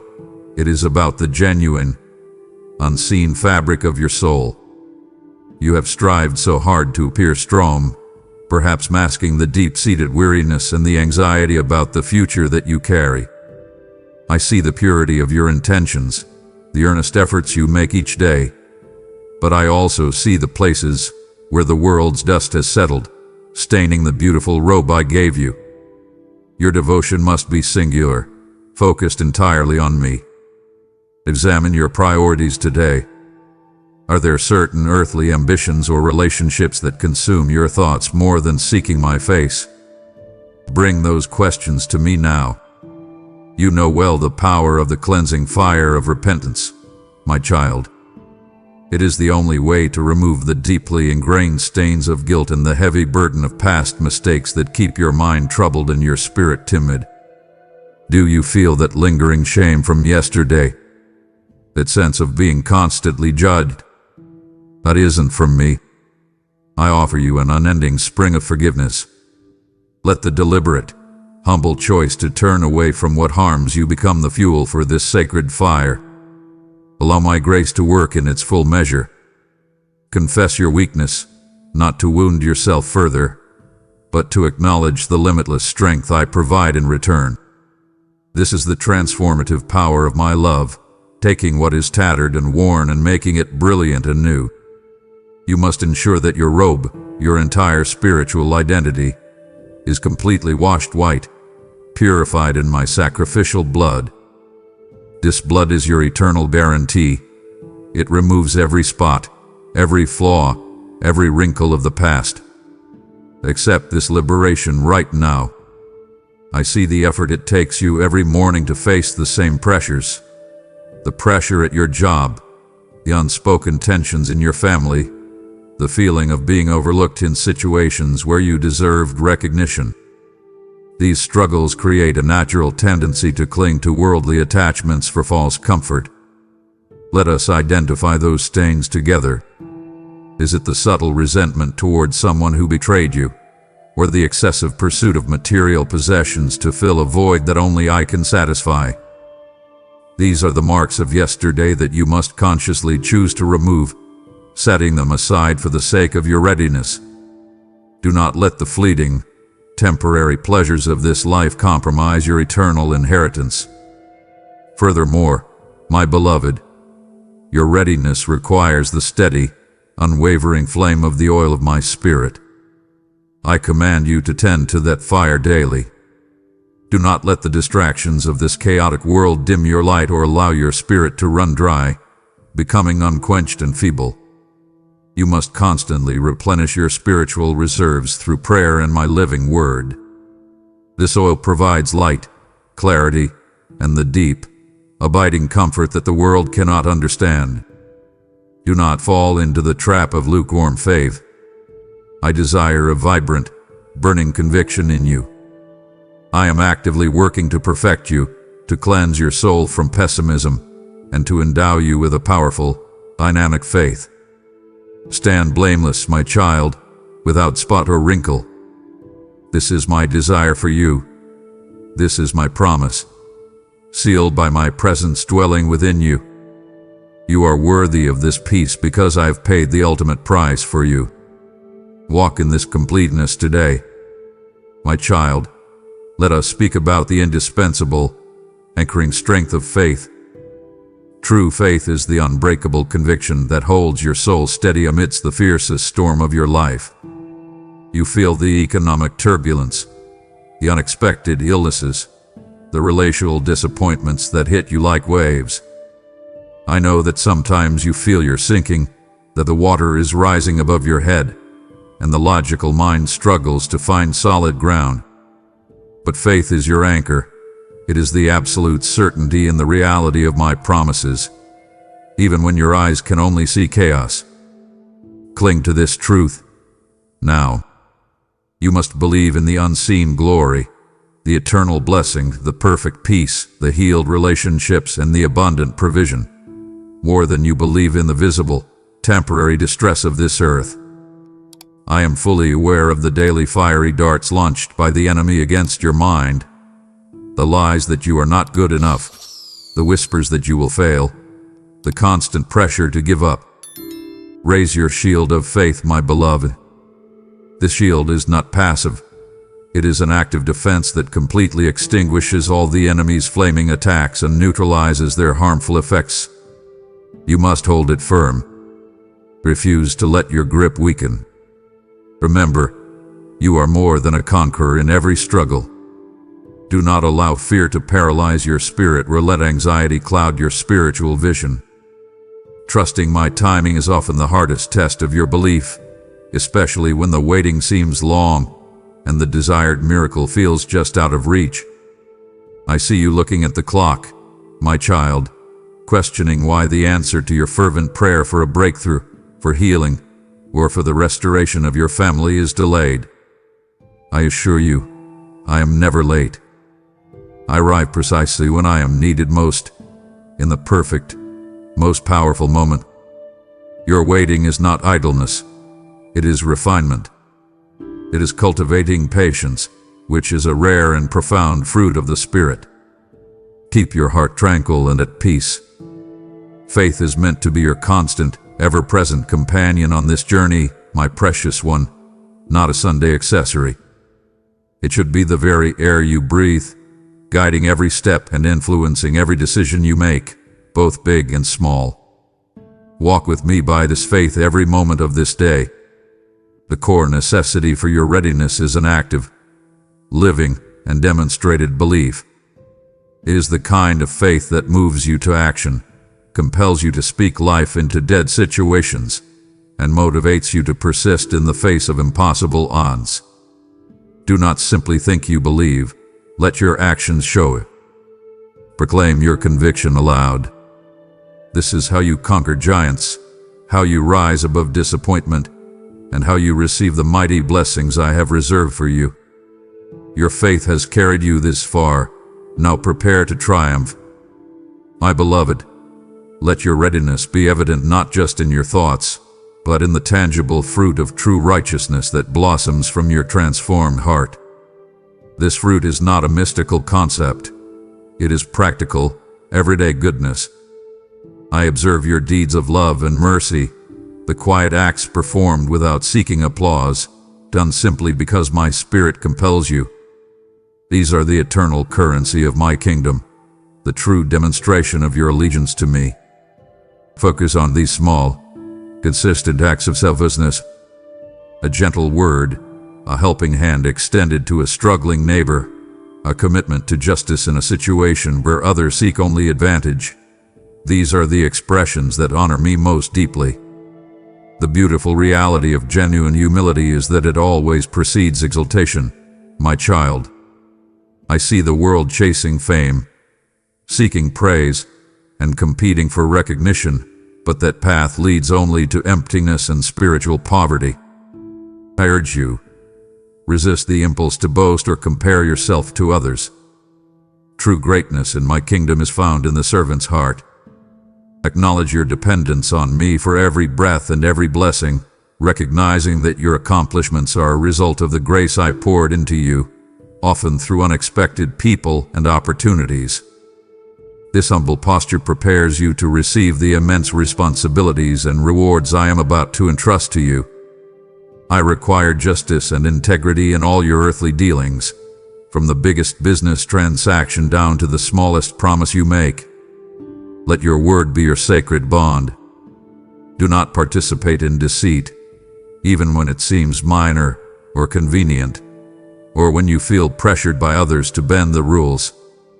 When I look upon you, my child, I want to see consistency, What you claim to be in prayer must be what you demonstrate in the marketplace, at your family table, and in your quiet moments alone. This integrity acts as a powerful beacon of my light in a world that is often shrouded in moral ambiguity. It takes immense courage, my precious one, to speak the truth, especially when silence seems easier, or when speaking up might invite criticism or conflict.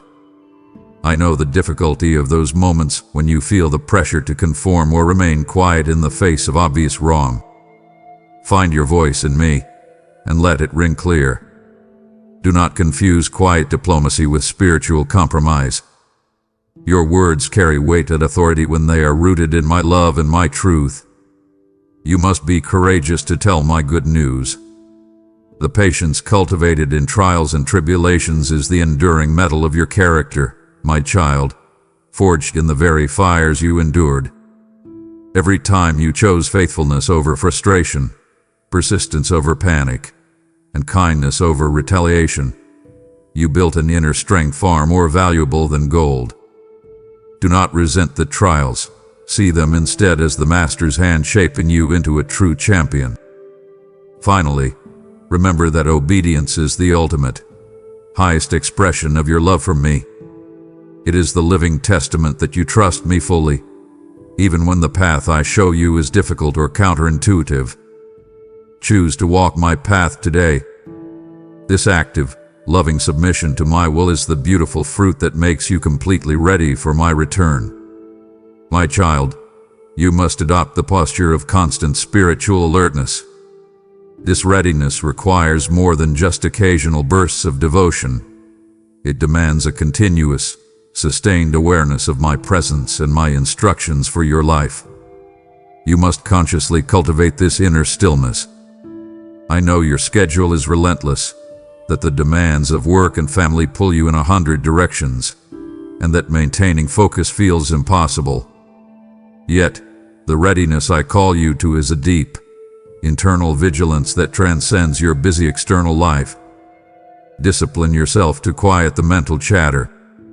Amidst the clamor of the world, the noise of social media, the endless cycle of news, the demanding voices of others, you must be listening for my faint whisper. My voice is gentle, often spoken in the solitude of your quiet room or during the stillness of the early morning before others wake. Learn to discern my direction above the distracting racket of your own thoughts. Do not let external pressures drown out the clear guidance I offer you. Take time now to practice listening. Breathe in my peace and invite me into the complexities of your day. Ask me the specific questions that weigh on you, about that difficult conversation you must have, about the financial decision looming, or about the tensions that keep you awake at night. I am ready to answer. You have a profound responsibility to intercede for those who have not yet heard my call, my beloved. Your faith is not a private luxury. It is a powerful force intended to move the spiritual mountain standing between others and my boundless love. I see the names that flood your mind right now, the loved ones who are wandering, the colleagues who are struggling, the broken souls in your community. Lift them up to my throne of grace. Your prayers for them are not wasted energy. They are the very mechanism I use to unlock their hearts and clear their path. Do not grow weary in this vital, sacred work. Vigilance is your essential guard against temptation, my child. I know the enemy seeks to ensnare you in the abyss of fear, to fill your heart with negative thoughts, and to disrupt the peace you have found in me. You must stand guard over your mind. Do not give space to grudges, bitterness, or doubt, for they are the enemy's openings. When harmful thoughts attempt to take root, cast them down immediately, replacing them with my living word and my promises. You are not weak. My spirit within you is your strength, providing you with the peace that is your defense. I call you to be found diligent and actively at your post, faithfully managing the time, resources, and gifts I have entrusted to your care. Fulfill your daily responsibilities with excellence, knowing that every act performed in faithfulness is an act of worship to your King. Remain alert, my child, for the moment of my appearing is swiftly approaching. My precious one, pause now and feel the gravity of this moment. You have listened to my direct call, witnessed my immense power, and understood the urgency of your readiness. To stop here, to turn your heart back to the distractions of the world, would be a profound grief to my spirit dwelling within you. I have opened the very heavens to speak this truth, to show you the path to eternal life, and to secure your destiny. Do not let my boundless love be in vain. I command you, continue this walk with me now. Your King is waiting for your next step of faith. My precious one, you must understand the deep spiritual danger of allowing your heart to grow cold amidst the endless pursuit of material gain and temporary validation. I see the subtle, creeping pull of the world trying to distract you, trying to convince you that your worth is measured by your possessions, your title, or your standing in the eyes of others. Recognize this deception and decisively turn away from it. The true treasure of your affection must not reside in the things of this earth, the fleeting, perishable things that moth and rust can destroy, but wholly and eternally in me and my coming kingdom. I know you have essential needs, and I am your steadfast provider, committed to ensuring you and your family lack nothing. But I call you to a higher vision than mere sustenance. You must continually examine the subtle idols placed in your path, my child. An idol is anything, good or bad, that takes the first place in your heart that rightfully belongs to me. It could be the endless striving for professional perfection, the desperate need for human approval, or the emotional attachment to past hurts. I urge you to identify the quiet idols in your life. Be ruthless in removing them. I will not share the throne of your heart. The most profound freedom is found in the deliberate, joyful surrender of your earthly ambitions, my beloved. I do not ask you to stop working or to abandon your dreams, but I ask you to place them fully and without reservation into my sovereign hands.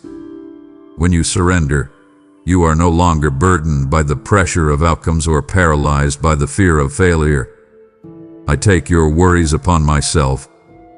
This act of spiritual liberation allows you to walk with a lightness and confidence that the striving world can never understand.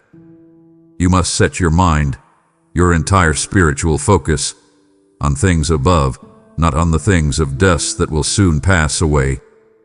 Elevate your vision, my child. Spend time contemplating the New Jerusalem, the eternal promises, the victory over death, and the magnitude of the glory that awaits you. This divine perspective acts as an internal compass, guiding your daily decisions and giving your life eternal value and meaning. It helps you prioritize what truly matters over the trivial, ceaseless demands of this age. Letting go is a deliberate act of faith. Letting go of the resentment that is a stain on your garment, letting go of the need for earthly security, and letting go of the opinions of others. You are letting go of the fleeting for the sake of the eternal inheritance I have secured for you. Do not let yourself be swayed by the fear of loss, for what you lose now will return to you multiplied as eternal riches and incomparable joy. Choose the permanent over the temporary. Your King is on his way, and I desire your full attention, your complete affection, and your purified, unwavering heart. Come, walk with me in this complete separation, my beloved. My beloved child, let us confront the spiritual barrier that bitterness builds in your heart, the unforgiven debt. Look into your own soul and see the divine standard of mercy I have set before you, a mercy that mirrors my own boundless love. I see the record of wrongs you cling to, the painful words, the betrayal you endured, the public slight that still makes your stomach knot up when you recall it. You carry this heavy resentment every day, and I tell you plainly, that weight is not from me. You cannot enter my eternal peace carrying the ledger of another's offenses. I demand a radical act of spiritual accounting from you today. Erase the record of wrongs held against your brother. I am not asking you to forget the pain or pretend the injury didn't happen, because I know it was real. But I command you to willingly release the right to seek retribution, or to hold that person captive to their mistake. Remember how much was forgiven to you, an infinite, eternal debt wiped clean by my son's sacrifice. Does the small, earthly offense against you truly compare? This is the core principle of my kingdom. I forgive you as you forgive others. The freedom I offer your soul is inextricably linked to the freedom you grant to those who have hurt you. The persistence of bitterness places a heavy, dark barrier between us, my child, stifling the flow of my spirit and clouding your vision of my love. Do you feel that subtle spiritual dryness, that lack of fervent joy in your prayers? It is often the residue of unforgiveness clinging to your spirit. This refusal to let go is not punishing them. It is only binding you in chains of emotional torment and resentment. You deserve better than this self-inflicted pain. I will not allow you to remain trapped. You must find the profound, deep peace that comes only through the liberation of forgiveness. When you sincerely release that person, you are performing a powerful act of faith, declaring that I am the ultimate judge and avenger, and you are stepping aside. Give that heavy burden to me now. Let the justice you crave be my responsibility, not your exhausting, daily pursuit. Surrender the gavel, my precious one, and watch your own heart begin to heal. I command you to pray for those who have caused you pain. Do not pray curses or harsh judgment. Pray blessings for them. Ask me to reveal my truth and my love to them, just as I did for you. This transformative act is a divine alchemy that changes their heart's intention from a weapon into a tool for my use, and, more importantly, it purifies your own motive, cleansing your soul of the urge for retaliation. This commitment to love in the face of injury is the ultimate proof of your readiness and the most beautiful adornment for your inner garment. Step into the purity of heart that comes with letting go today. This is not weakness.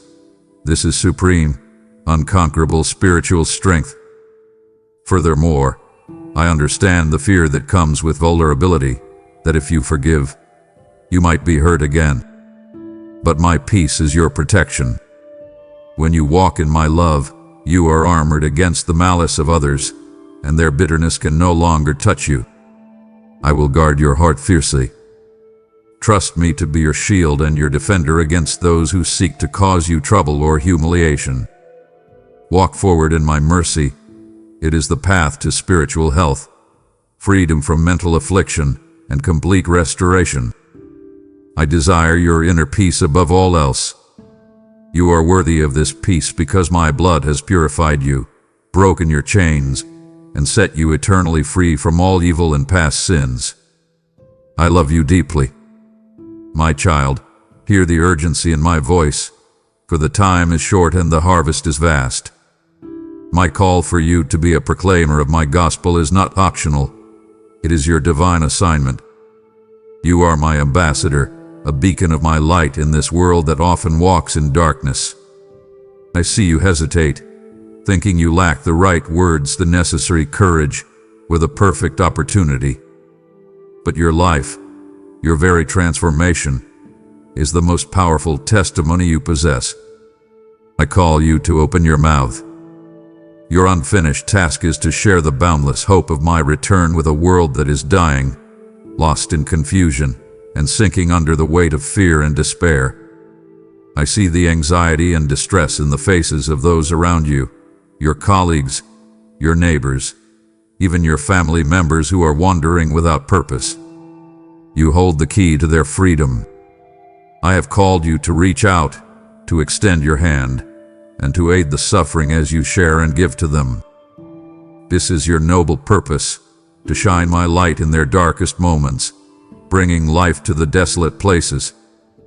I will hold you accountable for the talents I have entrusted to your care, my beloved. This is not meant to be a moment of stress, but a powerful reminder of your immense potential. I gave you wisdom, intelligence, unique gifts, and the precious resource of time. Are you bearing those talents out of fear of failure, or are you diligently using them for the advancement of my kingdom? Look at your job, your creative skills, your capacity for empathy. These are not for your sole benefit. They are instruments for you to fulfill your individual divine assignment, your unique mission that only you can accomplish. I have provided you with strength, guidance, and the Spirit's direction to ensure you will succeed in everything you do. I command you to fulfill your personal divine assignment now. Stop delaying your obedience, waiting for a more convenient season or a less daunting challenge. I have already equipped you for this moment. I will empower you and elevate you, eliminating all lack and need from your life, so you can focus entirely on my purposes. This is your life's greatest purpose, drawing others into the fold before the door of opportunity is shut and the time of completion arrives. You must embrace the diligent stewardship of every resource I have given you, your time, your money, your influence, and your emotional energy. Do not fritter away your precious days on trivial pursuits and things that hold no eternal value. Every moment is an opportunity to invest in the eternal. Live every day as your last earthly day, completing all your responsibilities with utmost care and speaking words of life and encouragement now. Your effort will not be in vain, for I will reward your loyalty, your faith, and your commitment. You are my ambassador, my bearer of the good news, and your king is waiting for the report of your faithfulness. Rise now, my child, for the work is great and the time is at hand. My precious one, the world urges you to invest in fleeting, material assets, stocks, property, possessions that decay and vanish. But I call you to a higher, more secure economy. Begin investing now in the eternal currency of the kingdom. These are the spiritual riches that endure beyond the grave, the treasures that moth and rust cannot corrupt, and thieves cannot steal. Prioritize the eternal over the temporary. I know the desire to provide security for your family weighs heavily on you, but true security is found only in the wealth of my grace, the abundance of my love, and the strength of your spiritual foundation. Your treasure, your true, inestimable worth, must be stored where no earthly catastrophe or personal loss can diminish it. I command you to focus on the incorruptible wealth of character. This is built through enduring hardship and choosing faithfulness over fear. I see your daily commitment to prayer, the time you spend absorbing my sacred words, and the fellowship you seek with other believers. These are your premium investments, my child. They yield returns far beyond your comprehension, peace that surpasses all understanding, strength in the midst of weakness, and unshakable hope that is impervious to the world's chaos. Prioritize prayer, scripture, and holy fellowship. Dedicate time when the world is still, before the demands of the day assault you, to immerse yourself in my presence and my instructions. I promise to provide you with the map and guidance so you do not walk in darkness. Your life will be filled to the brim with good things and blessings if you make it your mission to look for me morning and night. The spiritual wealth you accumulate is the inner beauty of a meek and quiet spirit, the patience cultivated in trials, and the unwavering conviction of your faith. The hardship you are enduring now, the unexpected illness, the financial strain, the relational difficulty, is not arbitrary suffering, my beloved. It is being carefully forged by my hands into your future eternal crown. Embrace the trial as refinement. This crucible of testing is purifying your motives and demonstrating the true, enduring quality of your faith. You are acquiring the wealth of character that will qualify you for the ultimate reward. Do not look at the pain as wasted time, but as precious preparation. Finally, I command you to guard the deposit of my spirit dwelling within you. This spirit is your guarantee, your down payment on eternal glory, and the source of all the power you need to overcome daily challenges. Do not grieve the Spirit through compromise or disobedience, but cherish the gentle presence that guides your every step. Your life is a precious gift, and I am always here to back you up. Be a living testimony of my work within you, proceeding with bravery, kindness, and integrity. Consolidate your true riches today, my child, for the moment you meet me, all earthly currency will cease to matter, and only the treasures of your heart will endure. My cherished one, you were not created to walk this journey in solitary isolation, carrying your burdens alone. I call you to gather with my people, for the strength found in unity and shared purpose is a powerful, supernatural force intended to fortify you.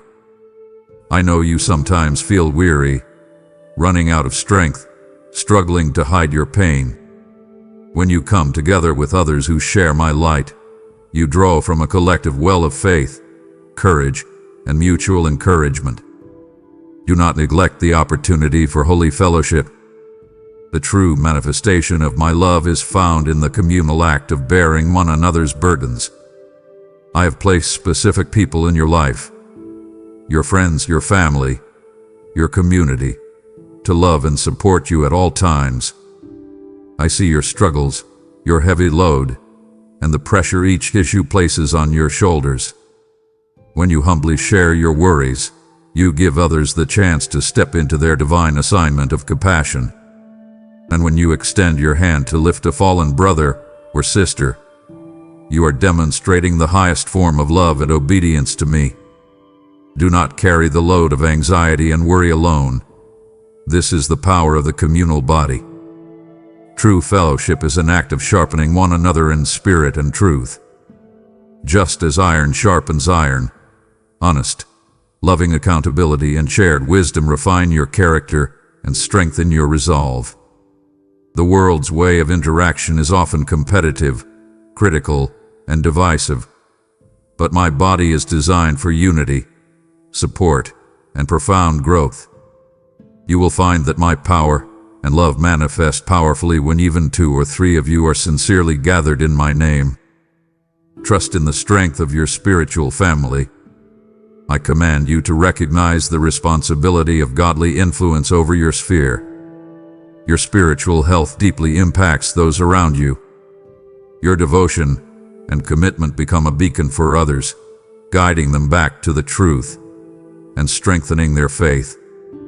Lead your loved ones toward the light of my truth by example, by setting an altar of worship within your own dwelling, and by living a life of readiness that all can see. Your family is blessed, my child. Your spirit uplifts many, even those who don't say it. The ultimate purpose of this holy gathering is preparing together as a body for the bridegroom. You are the corporate expression of my readiness, the community of my redeemed, adorned with holiness and burning with conviction. I call you to be found diligent and actively at your post, fulfilling the ministry I have entrusted to you. Do not let your uncertainties be used to slow you down or discourage you. Your journey and your perseverance are being noted, and great rewards are being prepared. Seek out my people today, my beloved, and let your collective strength be your unbreakable assurance.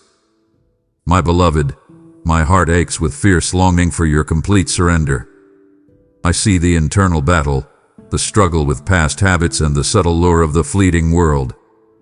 If you were to halt now, after hearing my specific plan to break your chains and restore your identity, it would be a disappointment that wounds my very soul. I have offered you the power of holy fellowship and the strength to overcome. Will you now turn your back on the victory I have already secured for you? I implore you, do not let your weariness outweigh my promise.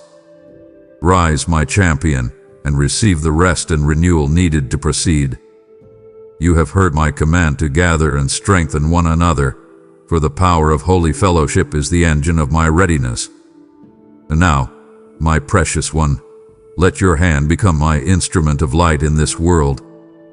I have promised that my truth, like an unstoppable river, will flow to the ends of the earth. This mission requires your active seed. Sow your support into this sacred vessel, for every gift is manna for the starving souls who have not yet heard my clarion call. I declare over you today, the measure you give shall be multiplied back to you as a boundless harvest of peace, provision, and unstoppable favor. Do not fear scarcity, for I am the God of abundance, and I will safeguard your home. Go now, be an instrument of my purpose, and let your support speak louder than your words. My precious one, the spiritual journey requires an unwavering commitment to purity, and I know the enemy often attempts to ensnare you in the crushing weight of habitual sin and past mistakes. I command you today to confess your weakness before my mighty, conquering strength. Confession is not humiliation. It is the powerful, liberating first step toward a complete severance from the patterns of the past. I see the shame, the guilt, and the intense frustration you feel when you stumble, as if you are covered in mud once again. But my love is vast and my forgiveness is instantaneous when your heart is sincere. I call you to a deliberate choice to walk in victory, not defeat. The enemy wants you to believe that the pattern is irreversible, that you are defined by your failures, and that you lack the spiritual stamina to break free. Reject that lie immediately. You are a child of the omnipotent God, and you possess my spirit, which is the source of boundless power, love, and self-control. Your struggle is not in vain, and your King is here to fortify you. I will equip you with the courage and ability to accomplish great things. You must actively flee from the very appearance of evil and avoid all behaviors, habits, or influences that lead to excessive indulgence and chaotic desires. Be mindful of your actions and your words, keeping your vulnerabilities between us, not sharing them with just anyone. Do not sit in the company of those who mock your faith or seek to pull you down into darkness. Guard your heart fiercely, for every battle is won or lost long before the temptation arrives. Your eyes must be fixed on the path of righteousness I have set before you. The renewal of your mind through my living word is the powerful hammer that shatters the strongholds of doubt and the negative thought patterns that keep you bound. Immerse yourself daily in my sacred word. Allow my teachings to transform your intellect and purge the old ways of thinking. The Spirit's constant work of sanctification is made sufficient for you. My grace is always greater than your failures. Stop relying solely on your own depleted strength. Choose a complete severance from the painful patterns of the past, my child. Do not give the enemy the pleasure of seeing you defeated or discouraged. You are not weak. You are strong, courageous, and a champion among champions. Rise from the place of spiritual apathy. I am breaking every chain, shattering every tie to doubt and fear, and freeing you from any negative force that has disturbed your peace and calm. Proclaim your freedom now, my beloved. Believe that you are being transformed from within, and the past no longer has a claim on your eternal destiny. Walk with me today in the glorious lightness of your new spiritual life. My precious one, stop struggling under the false weight of feeling like a servant or a mere tenant in my kingdom. You must deeply internalize and stand firm upon the assurance of your adoption into my royal family. This is not a fragile hope, but an unshakable, eternal reality. Remember who you are in me today. You are a rightful heir, my beloved daughter, my favored son. This truth should entirely redefine how you navigate your struggles, your fears, and your daily life. A servant works for wages and can be dismissed. An heir is guaranteed an inheritance and a place at the eternal table, guaranteed by my own unbreakable vow. I know the enemy constantly seeks to flood your mind with deceptive whispers of unworthiness, rejection, and guilt, trying to steal your divine identity. But I have given you the ultimate, your irrefutable proof, the Spirit's unwavering witness confirming your divine identity. That deep, inner conviction, that comforting nudge in your quiet moments that tells you, you are mine, that is my Spirit testifying directly to your adoption. I command you to listen to that voice above all others. Do not allow the clamor of external criticism or the mistakes of yesterday to drown out the eternal truth of your belonging. Your task is to rest completely in the unchangeable, boundless love I have for you.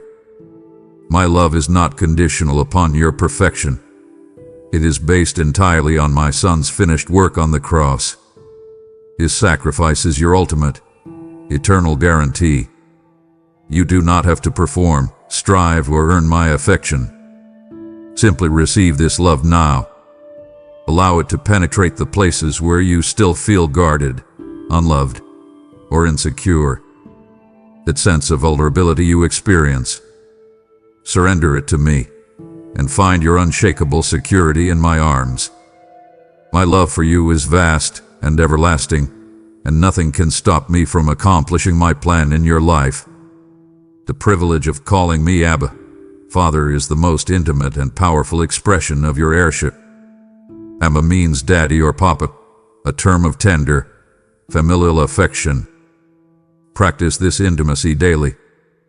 When you pray, do not approach me with fear or formality, but with a bold, confident expectation of a beloved child coming to their strong, capable father. This is the posture of true readiness. I desire your full, transparent, and heartfelt communication, sharing your worries, your dreams, and your deepest wishes with me. I command you to stand firm on the finished work of my Son. Your position as an heir is secured, and your spiritual wealth is consolidated where no one can steal it. This is your foundation. It requires no additional work, no extra effort on your part to maintain your salvation. Your good deeds are simply the fruit of your faith, not the root of your salvation.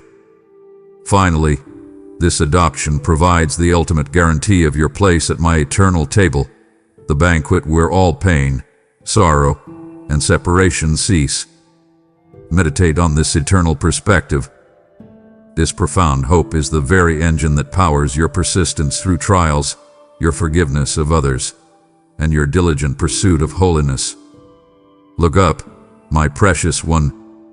You are an heir of my kingdom, and the magnificence of your arrival is imminent. Walk in the complete assurance of your adoption today, and let that confidence be your strength. I am with you always, my beloved. My beloved child, the time for pretense is over. The moment of my glorious return demands that you present yourself not merely forgiven, but truly purified, adorned with the finest jewelry of holiness. This preparation is personal and intimate, focusing on the inner beauty of your soul. Purity in thought, word, and deed must be your constant pursuit and your outward reflection of your devotion to me. I am fully aware of the daily, subtle compromises that attempt to infiltrate your mind, the temptations that seek to ensnare you in the abyss of fear and confusion. But I call you to a higher standard, a separation from the world's diminishing ways. The true beauty I seek is not the superficial, external adornment valued by the world, but the inner beauty of a meek and quiet spirit. This gentleness, patience, and self-control, forged in the fires of your trials, shine far brighter than any earthly jewel. I see your resilience and your persistence, my child. Let your actions exemplify my devotion and faithfulness. This inner posture reflects a heart that completely trusts my control, refusing to be buffeted by the volatile emotions that plague those who lack my peace. Walk in this quiet confidence now. I have set you apart for my exclusive use, my precious one, and I command you to live a life that reflects this divine dedication. This means deliberately rejecting the compromises of a lukewarm faith, the easy acceptance of the world's diminished standards, and the subtle inclination toward spiritual apathy. Do not let yourself be led astray by the endless cycle of distractions, trivial pursuits, and fleeting pleasures. Your devotion must be fervent, active, and fully committed to my will. I desire a vibrant, burning conviction in you. Sanctification is not a one-time event, my child, but the continuous, purifying work of my Spirit within you. It is the daily process of transformation, the cleansing of your mind through my living word, the deliberate choice to walk in victory, and the active severance from the patterns of the past. I urge you to align your intellect to the wisdom of my kingdom. Tear down the strongholds of doubt and negativity that the enemy constantly erects in your mind. This spiritual battle is won or lost in the realm of your thoughts. Focus your attention wholly on my perfect will. Your readiness requires diligence, and I call you to constant self-examination and correction.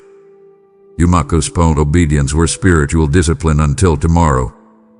Live every moment as your last earthly moment, completing all responsibilities with utmost care and integrity.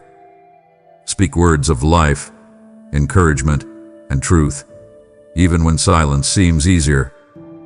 This is the evidence of your pure intention, ensuring your service is done for my glory alone, not for human praise. Finally, your highest aspiration must be preparing to meet the bridegroom face to face. Imagine the magnificence of that arrival, the sound of the archangel's trumpet, the glory of my descent upon the clouds, and the dazzling light of my unveiled presence. Live your life in light of this resurrection hope. Every moment of self-denial, every act of love, and every challenge you overcome is simply a thread being woven into the glorious tapestry of your eternal welcome.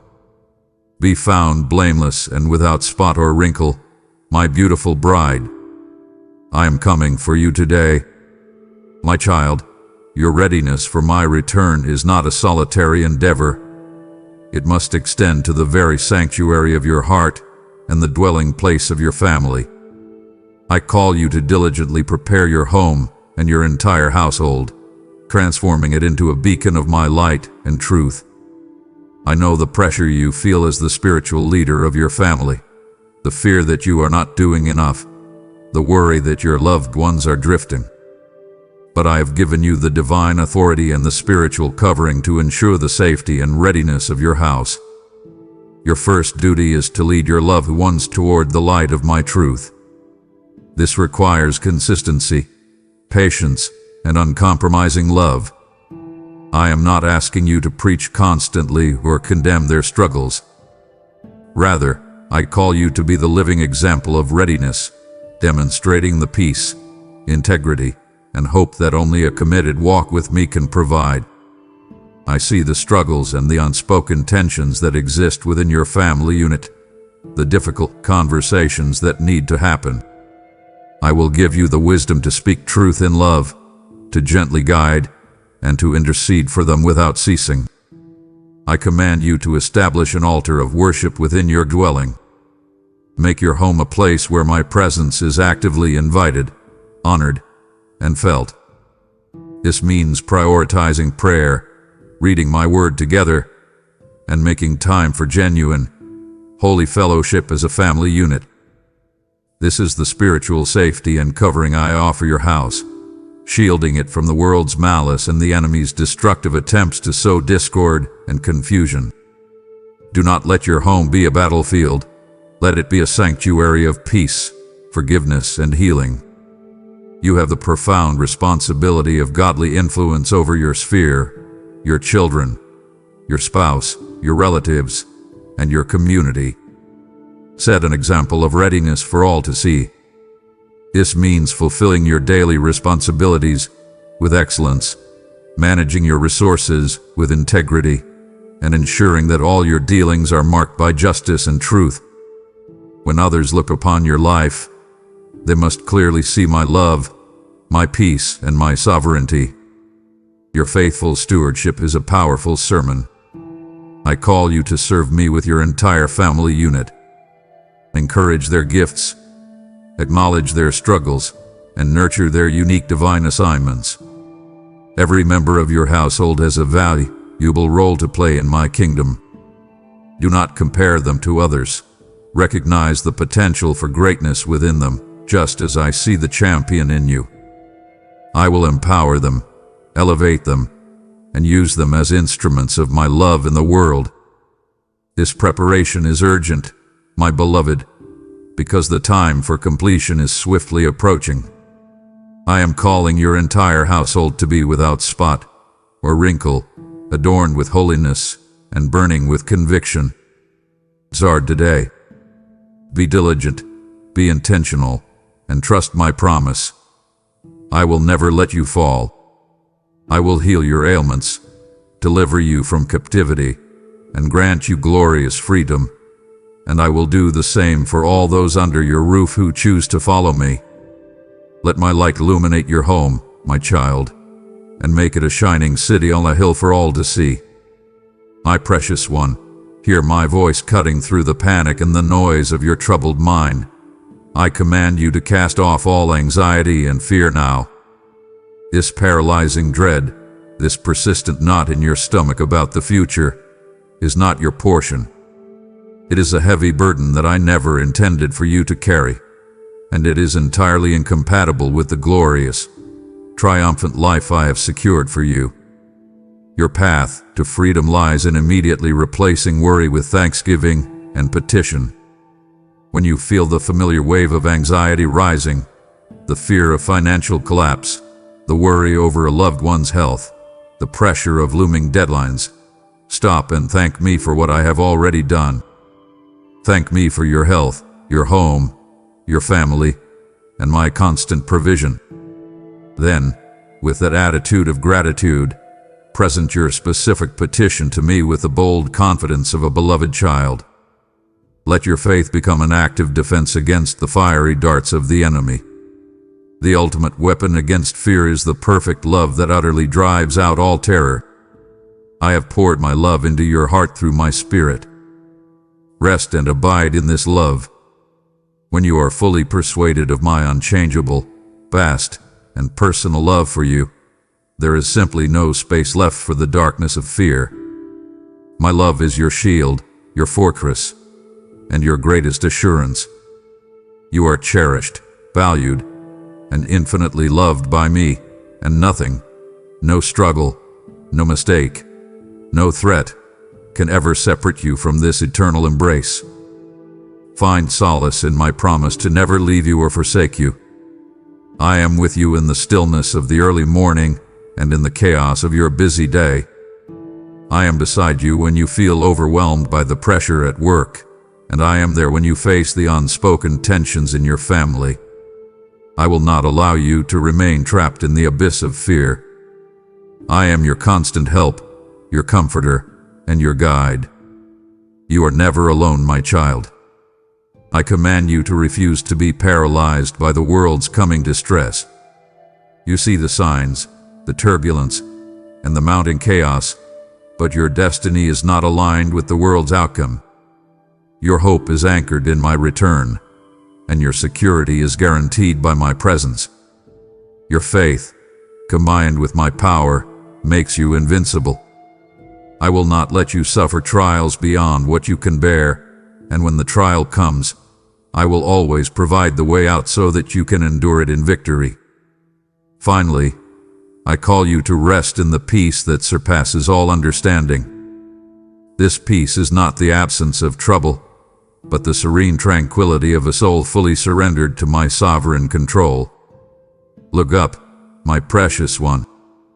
I hold your destiny securely in my hands. Surrender the gavel of control to me and trust my impeccable timing. Your waiting is not idleness. It is refinement, building an inner strength more valuable than gold. Let my peace be your guide today, casting off every chain of anxiety and walking in the glorious freedom of your adoption. My child, I have poured out my perfect love to utterly drive out all your fear. I have commanded the storms of anxiety to cease, promising you a peace that surpasses all understanding. Can you bear the thought of grieving me by returning to the chains of worry I have just shattered? I have guaranteed your protection, your provision, and your eternal place at my table. To stop now is to doubt the absolute power of my finished work in your life. Do not insult my grace with your hesitation. Look up, my heir, and demonstrate your trust in me by pressing onward. My beloved, let the glorious truth of the resurrection hope be the fuel that empowers your persistence, the light that guides your perspective, and the balm that soothes your soul. I command you to meditate daily on the magnificence and glory of the eternal body that awaits you. This body will be incorruptible, perfect, free from sickness, pain, and the relentless weariness that you feel in your earthly shell. Imagine this reality now, a body perfectly suited for eternity, capable of experiencing joy and wonder without limit. The ultimate victory over death, achieved through my Son's perfect sacrifice on the cross, is your guarantee. You must internalize this triumphant truth. Death is not an end. It is merely a threshold, a passage into my unveiled presence. You have nothing to fear from the end of this earthly life, for I have disarmed the power of the grave and secured your eternal future. This realization should render all your current troubles and anxieties small and temporary. Anchor your soul in this certainty, my child. The promise of reunion with the saints who have gone before you, your loved ones, your spiritual mentors, all who died in the glorious hope of my return, is a comfort that should sustain you through every moment of separation. I see the tears you shed and the longing in your heart for those you miss. But I tell you, you will see them again. You will share the eternal banquet with them, and there will be no more sorrow, no more goodbyes, and no more pain. Hold on to this hope. It is real and quickly approaching. Your entire perspective must be lived in the constant, brilliant light of the resurrection. This eternal view elevates your daily decisions, empowers you to forgive those who have wronged you, and motivates you to invest in the spiritual riches that truly matter. Do not be consumed by the temporary things of dust. Prioritize the soul over the circumstance, the eternal over the fleeting. Every act of kindness, every quiet sacrifice, and every moment of devotion is a step closer to that glorious dawn. Anticipate the magnificent moment you are changed in the twinkling of an eye. This transformation will be instantaneous, complete, and utterly glorious. The imperfections, the struggles, and the brokenness of this earthly life will be instantly purged and replaced with perfection, strength, and boundless joy. Let this anticipation be the engine that drives your persistence through the last trial. Do not grow weary, my child. The ultimate reward of everlasting life with me is not a distant, abstract concept. It is your guaranteed destiny. You will experience the fullness of my presence without limit, walking upon the streets of pure, transparent gold, and partaking from the river of life. Look up, my precious one, for your redemption is drawing nearer than you think. Your struggles are not in vain, and your perseverance is being rewarded with a crown that fades not away. Live today in the glorious light of your eternal hope, and let that hope be your unshakable strength. My precious one, hear me now about the most critical battlefield of your life, your mind. The spiritual war is won or lost entirely within the realm of your thoughts. I see the strongholds of doubt, the relentless loops of negativity, and the old, familiar lies that the enemy constantly whispers, attempting to tear down the truth of who you are in me. I command you to stop giving that internal space to confusion and despair. Your first and most powerful act of war is allowing my word to be the absolute governing law of your thoughts.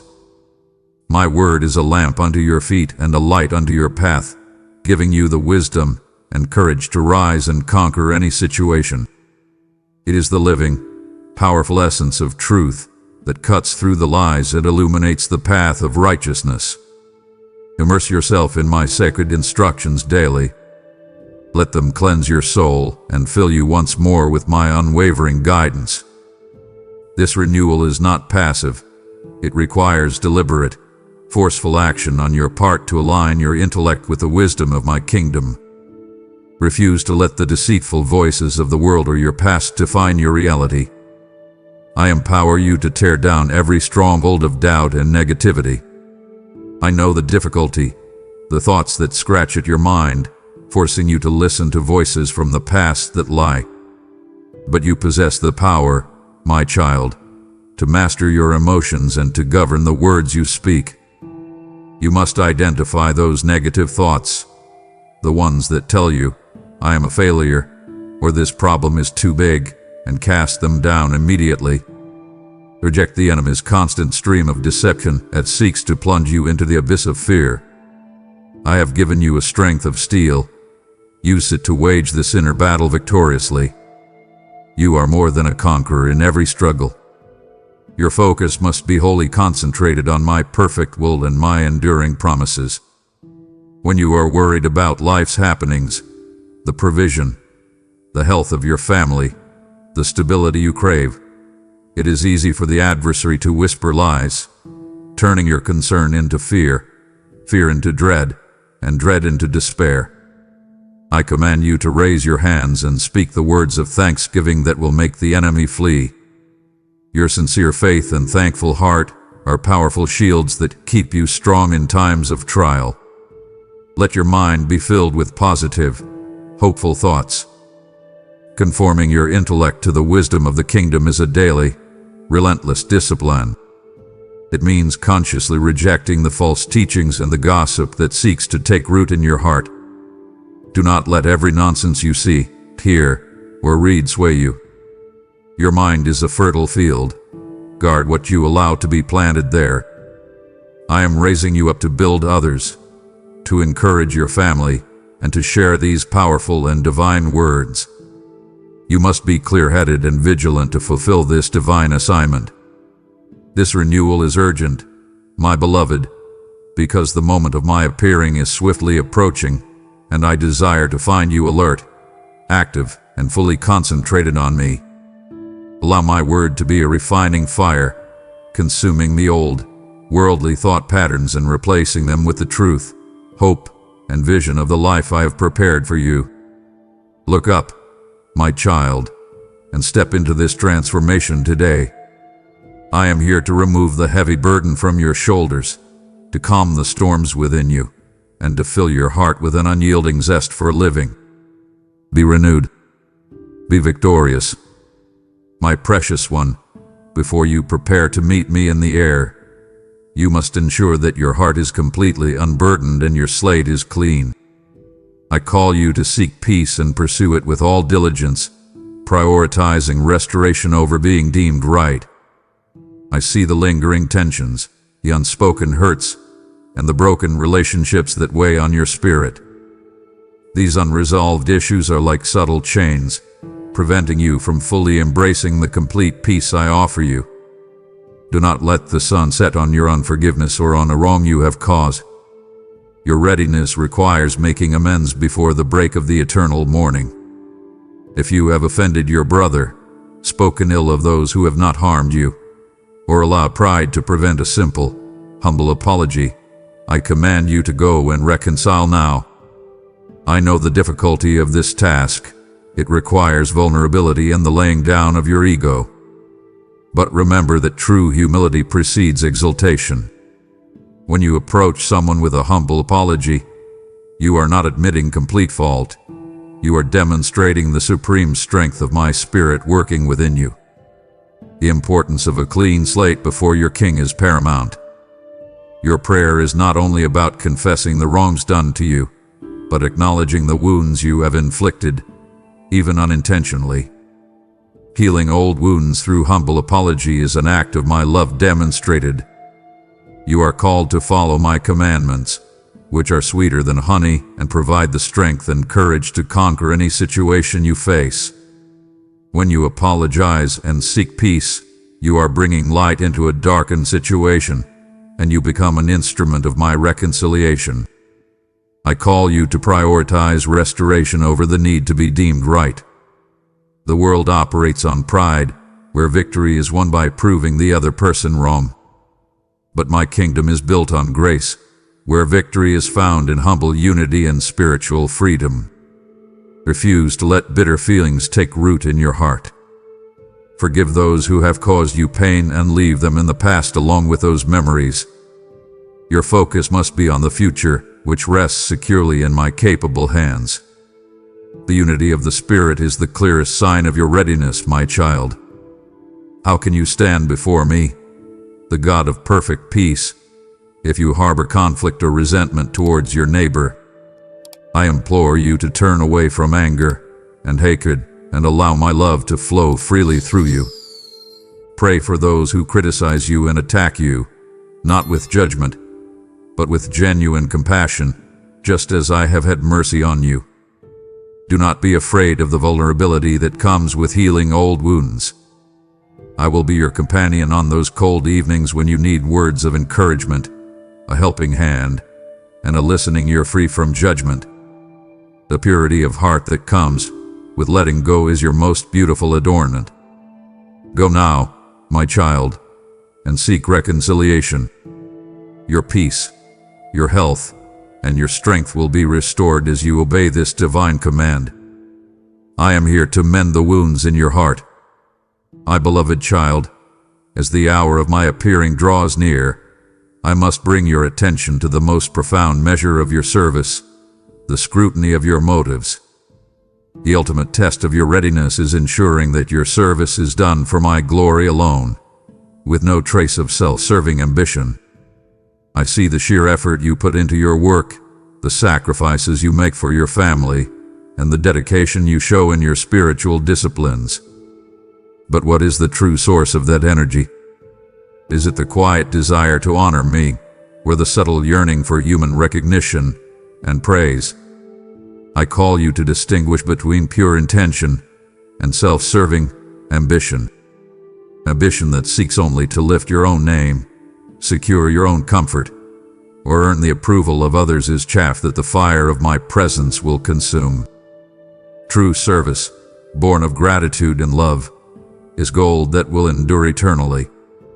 I command you to examine the inner whisper of your spirit, ensuring it is guided by my truth and not by the fleeting applause of the crowd. Do not perform your good deeds to be seen by men. Remember, the fire of my scrutiny tests the quality of your work, not the quantity. It matters not how many hours you served, how many titles you accumulated, or how publicly successful your efforts appeared. What matters is the love and loyalty that fueled every action. I am not impressed by outward displays of piety or by those who put on a facade of perfection and holiness.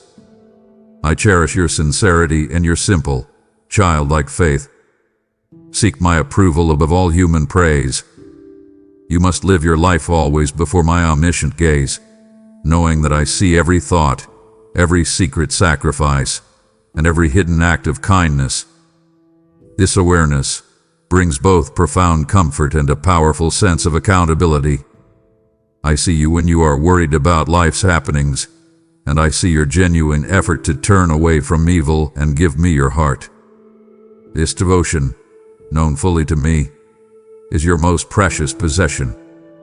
The wealth of character built through enduring hardship is your true, incorruptible treasure. Your suffering now is not arbitrary. It is being carefully woven into your future crown. I call you to look up to my throne, for that is where you belong, and with your perseverance and faith, you will reach it and witness all the promises I have made to you coming true. Your motives must be purified to the standard of pure gold, my beloved. I command you to let go of any self-serving ambition today. Do not let the praise of men be your reward. Let my love and my peace be your ultimate satisfaction. I will reward your loyalty, your faith, and your commitment, and I will answer your prayers when you approach me with the utmost sincerity in your heart. Be purified. Be ready. My precious one, you have endured so much, and now, as the time draws to a close, I call you to the steadfast endurance required for the final mile. I see your weariness, the depletion of your strength, and the temptation to give up just when the finish line is in sight. Refuse to yield to this final wave of exhaustion. The trials you face today are the final test of your conviction, the ultimate demonstration of your faithfulness. Do not lose heart. You are closer to victory than you imagine. I command you to find joy even in the midst of remaining tribulation. Your trials are not arbitrary suffering. They are the refining fire that is molding you into a champion. Embrace the trial as preparation. This is where the true, enduring metal of your character is forged. I will not let you suffer trials beyond what you can bear, and when the trial comes, I will also provide the way out so you can endure it in victory. Look up, my child. Your suffering will soon cease, and your mouth will be filled with laughter and praises. The strength I pour into you in moments of weakness is my divine, sustaining grace. When you feel you can't go on, when your legs tremble, call out my name, and I will rush to your side. I will give you the strength of a mighty buffalo, enabling you to stand firm against the toughest storms. You are not alone. I am your ever-present help, your comforter, and the one who guides you continually. Draw deep from the well of my sustaining grace now. I command you to stand firm until my very appearing before you. This is not the time to be tossed about by the winds that crash against violent waves. Do not let hardship defeat you. Remember those moments when you felt every door was shut in your face, and I was right there with you, making a way, breaking down barriers to help you reach your aspirations. Your resilience amazes me, and your capacity for persistence is a testament to my spirit dwelling within you. The crown is promised only to those who overcome and persevere to the end. Your unwavering loyalty and commitment to fight until the end with your head held high, with determination and dignity, is what I value most. I will acknowledge every effort and sacrifice. This final trial will transform into one of your most triumphant victories. I command you to draw deep from the well of my sustaining grace. Your faith is mighty, my child, and it will propel you to realms beyond your wildest dreams. Rise now, my beloved. You are born to witness victory. It was never my wish for you to live defeated and disheartened. Go now and proceed with courage through your day. Persevere. Be victorious. My precious one, you stand at the threshold of your final victory. Every sacrifice you have made, every tear you have shed, is being forged into your eternal crown. To falter now, in the final mile, would be a catastrophic loss that would pierce my heart. I have called you to persevere through the last trial, promising you the strength I pour into you in moments of weakness. Do not let the enemy claim victory through your exhaustion. I command you, draw deep from the well of my sustaining grace, and stand firm until my glorious appearing. My child, you have demonstrated the endurance required to persevere through the last trial, and now your spirit is forged like pure gold. I know your deepest desire is to see others share in this victory. When your heart moves to extend this light, you are aligning with my eternal purpose. This moment is your divine appointment. Become the faithful steward who pours oil into the lamps of those whose faith is dimming. For those who sow generously into my gospel mission, I promise, I will supply all your needs according to my riches in glory, and misfortune will not reach your home. Your financial blessing will be protected, your future secured, and your reward shall be eternal. Act now, my heir, and let your seed fan the holy fire that illuminates the world. My beloved child, let your heart soar with the glorious, triumphant anticipation of this moment. Contemplate the magnificent sound of the archangel's trumpet, the grand signal announcing the end of all waiting and the beginning of all eternal joy.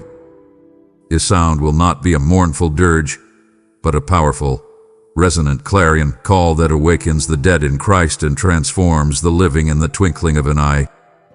Imagine the sheer magnitude of this sound piercing the heavens and the earth. This is the sound of your ultimate, final, and eternal liberation. Envision the pure, unveiled glory of my descent upon the clouds. No earthly sight, no natural wonder, no human spectacle can compare to the dazzling light of my unveiled presence, a brightness that outshines 1,000 suns. You will witness the culmination of all history, the final triumph over darkness and death. Look up, my child, and see me coming for you, my beloved, my precious heir. This vision must burn brightly in your heart, fueling your diligence and comforting you through every remaining struggle. The ultimate, long-awaited reward is the joy of hearing those three simple, transcendent words, "Well done, good and faithful servant." This affirmation of your loyalty, your dedication, and your perseverance is worth every sacrifice, every tear, and every moment of doubt you have conquered. Your record of faithfulness, known fully to me, will be celebrated not for its perfection, but for your sincere love and enduring commitment. This is the purpose of your entire journey, my ultimate approval. The meeting in the air will transcend all earthly bounds, a supernatural convergence where the temporary gives way to the eternal. I will raise you up to climb high to view the land of blessings I am ready to give you. You will be lifted above the chaos and the struggle, finally free from the gravitational pull of sin and sorrow. This is your glorious destiny, to be with me, where you belong, forever. The cessation of all pain and the end of all tears is your final, beautiful promise. No more sickness, no more worry, no more prayer at work, and no more unspoken tensions in your family. You will be clothed in robes of honor and crowned with glory. Your cup will overflow with peace, and your joy will be boundless and unceasing.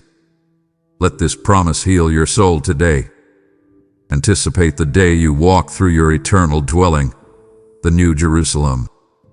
Look up, my child, for I hold your destiny in my hands, and your king is on the way. Be ready. Be triumphant. My precious one, the urgency of my imminent return calls you to a radical, transformative discipline, living every day as if it were your last earthly day. This is not a call to panic or recklessness, but to a profound sense of intentionality and spiritual discipline. I command you to embrace the daily self-examination and correction that keeps your inner garment pure and your motives clear.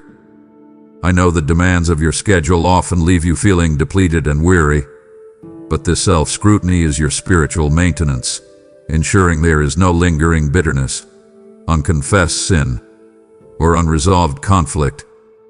Take a moment of stillness now and surrender every thought to me. The measure of your readiness is found in the meticulous care with which you complete all your earthly responsibilities, with utmost integrity and excellence. Your diligent work at your job, your faithful tending to your household, your commitment to your promises. These are all acts of worship to me. I have given you gifts and talents. Use them to their fullest, knowing that your time and resources are precious and finite. Fulfill your duties with excellence, as unto me, and not just to please man. Furthermore, every word you speak must be weighed, measured, and used to speak words of life and encouragement now. I know the frustration you feel with the endless cycle of gossip, the hurtful words, and the trivial disputes that drain your energy. I command you to reject the easy path of complaint and negativity. Let your tongue be an instrument of my love, bringing comfort, hope, and affirmation to those who are struggling around you. Your words carry weight and authority, my child, especially when they are rooted in my truth. The readiness I seek is the discipline of not postponing obedience for tomorrow. If I have impressed upon your heart the need to forgive, to apologize, to reach out to a lost loved one, or to cease a destructive habit, do it now. The enemy seeks delay, knowing that the convenient time rarely arrives. Your prompt, Loving obedience is the clearest sign of your readiness. I call you to make every moment count for eternal value. I see you looking at your life, wondering about its lasting significance. I assure you that the true treasures are not the material things you accumulate, but the love and affection you sow, the faith you share, and the help you extend to those in need. These are the spiritual riches that endure beyond the grave. Invest heavily in these eternal currencies today. Finally, this daily discipline brings the glorious freedom found in the moment-by-moment surrender to my sovereign will. You are no longer burdened by the pressure of outcomes or paralyzed by the fear of failure, because you have placed everything securely in my capable hands. Embrace this lightness, my child. Your life is precious, your time is short, and your king is swiftly approaching. Live in complete, moment-by-moment surrender today and find your unshakable peace in me. My precious one, when you finally stand before my throne, you will not present a resume of human achievements, but the indelible story of my grace woven through the tapestry of your life. This is your personal testimony of faithfulness, a record known fully and intimately to me. I see the difficult road you have walked, the struggles you have endured, and the unwavering faith you maintained even when all hope seemed lost. I will reward your loyalty, your perseverance, and your commitment. I call you to contemplate what you will present as your witness before my throne. It will not be the perfect, flawless acts, but the consistent, loving commitment to me in the midst of your weakness and trials. It will be the record of your sincere heart, your pure intentions, and your humble devotion. Your life itself is a sermon, a beautiful, living testament to my power to transform brokenness into boundless strength and hope. The most powerful chapters of your story will be the lives you touch through my love demonstrated. I see the names that flood your mind now, the family members you persistently prayed for, the neighbor you quietly served, the friend you encouraged during their darkest hour. Your love for them is enough. Your presence, especially in tough times, inspires them, and your zeal for life shows them where your strength comes from. Do not discount the quiet, invisible acts of compassion, for they are the currency of my kingdom. Furthermore, I cherish the record of the sacrifices you made in secret for the kingdom's advance, the financial gifts given without seeking applause, the hours spent in silent prayer, the times you chose integrity over profit. These are the hidden acts that shine brightest in my light. Your faithfulness in the small things, the private struggles and victories, is what prepares you for the great things to come. I will open the windows of heaven and pour blessings upon you. Your record of devotion is known fully to me, my child. Do not let the world's judgment or the enemy's whispers cause you to doubt the value of your journey. I know every part of you intimately, your feelings, thoughts, and deeds. I know you deserve all the love I have to offer, and no one knows you better than I do, for I created you in my image. Embrace this confidence today. Finally, the legacy of hope you leave behind for others is your enduring, permanent mark on this earth. You will inspire everyone around you to become their best selves, to nurture and care for one another. Continue spreading love and light in this world, and soon enough, you will see the impact of your efforts and sacrifices. Your story is my glory, my beloved. Yell, proclaim it. My precious one, let your spirit lift now and soar towards the culmination of all hope, the unveiled splendor of the New Jerusalem awaiting you. This is not a dream or a metaphor. It is your guaranteed eternal home, crafted with perfect love and prepared for your arrival. Imagine the glory of this dwelling, a place where the fullness of my presence resides without limit. Envision yourself walking upon the streets of pure, transparent gold, a foundation so radiant it reflects the very glory of my throne. This wealth is not measured in earthly dollars. It is the abundance of joy, peace, and spiritual provision. Your family is not destined to dwell in spiritual poverty, emotional confusion, or be burdened by debt. I will exchange your affliction for blessing, your sorrow for strength. This heavenly splendor is your inheritance, reserved for you because of your unwavering faith. You will be partaking from the river of life, flowing pure and transparent from my throne, the source of all sustenance, healing, and eternal joy. No more thirsting for love, no more parching loneliness, and no more yearning for peace. I will nourish you with sweetness and the best provisions. Drink deeply from this water of life today by immersing yourself in my word, which is the living source of truth and strength. Anticipate the joy of seeing the faces of the saints who have gone before you, your parents, your friends, and all those you dearly missed.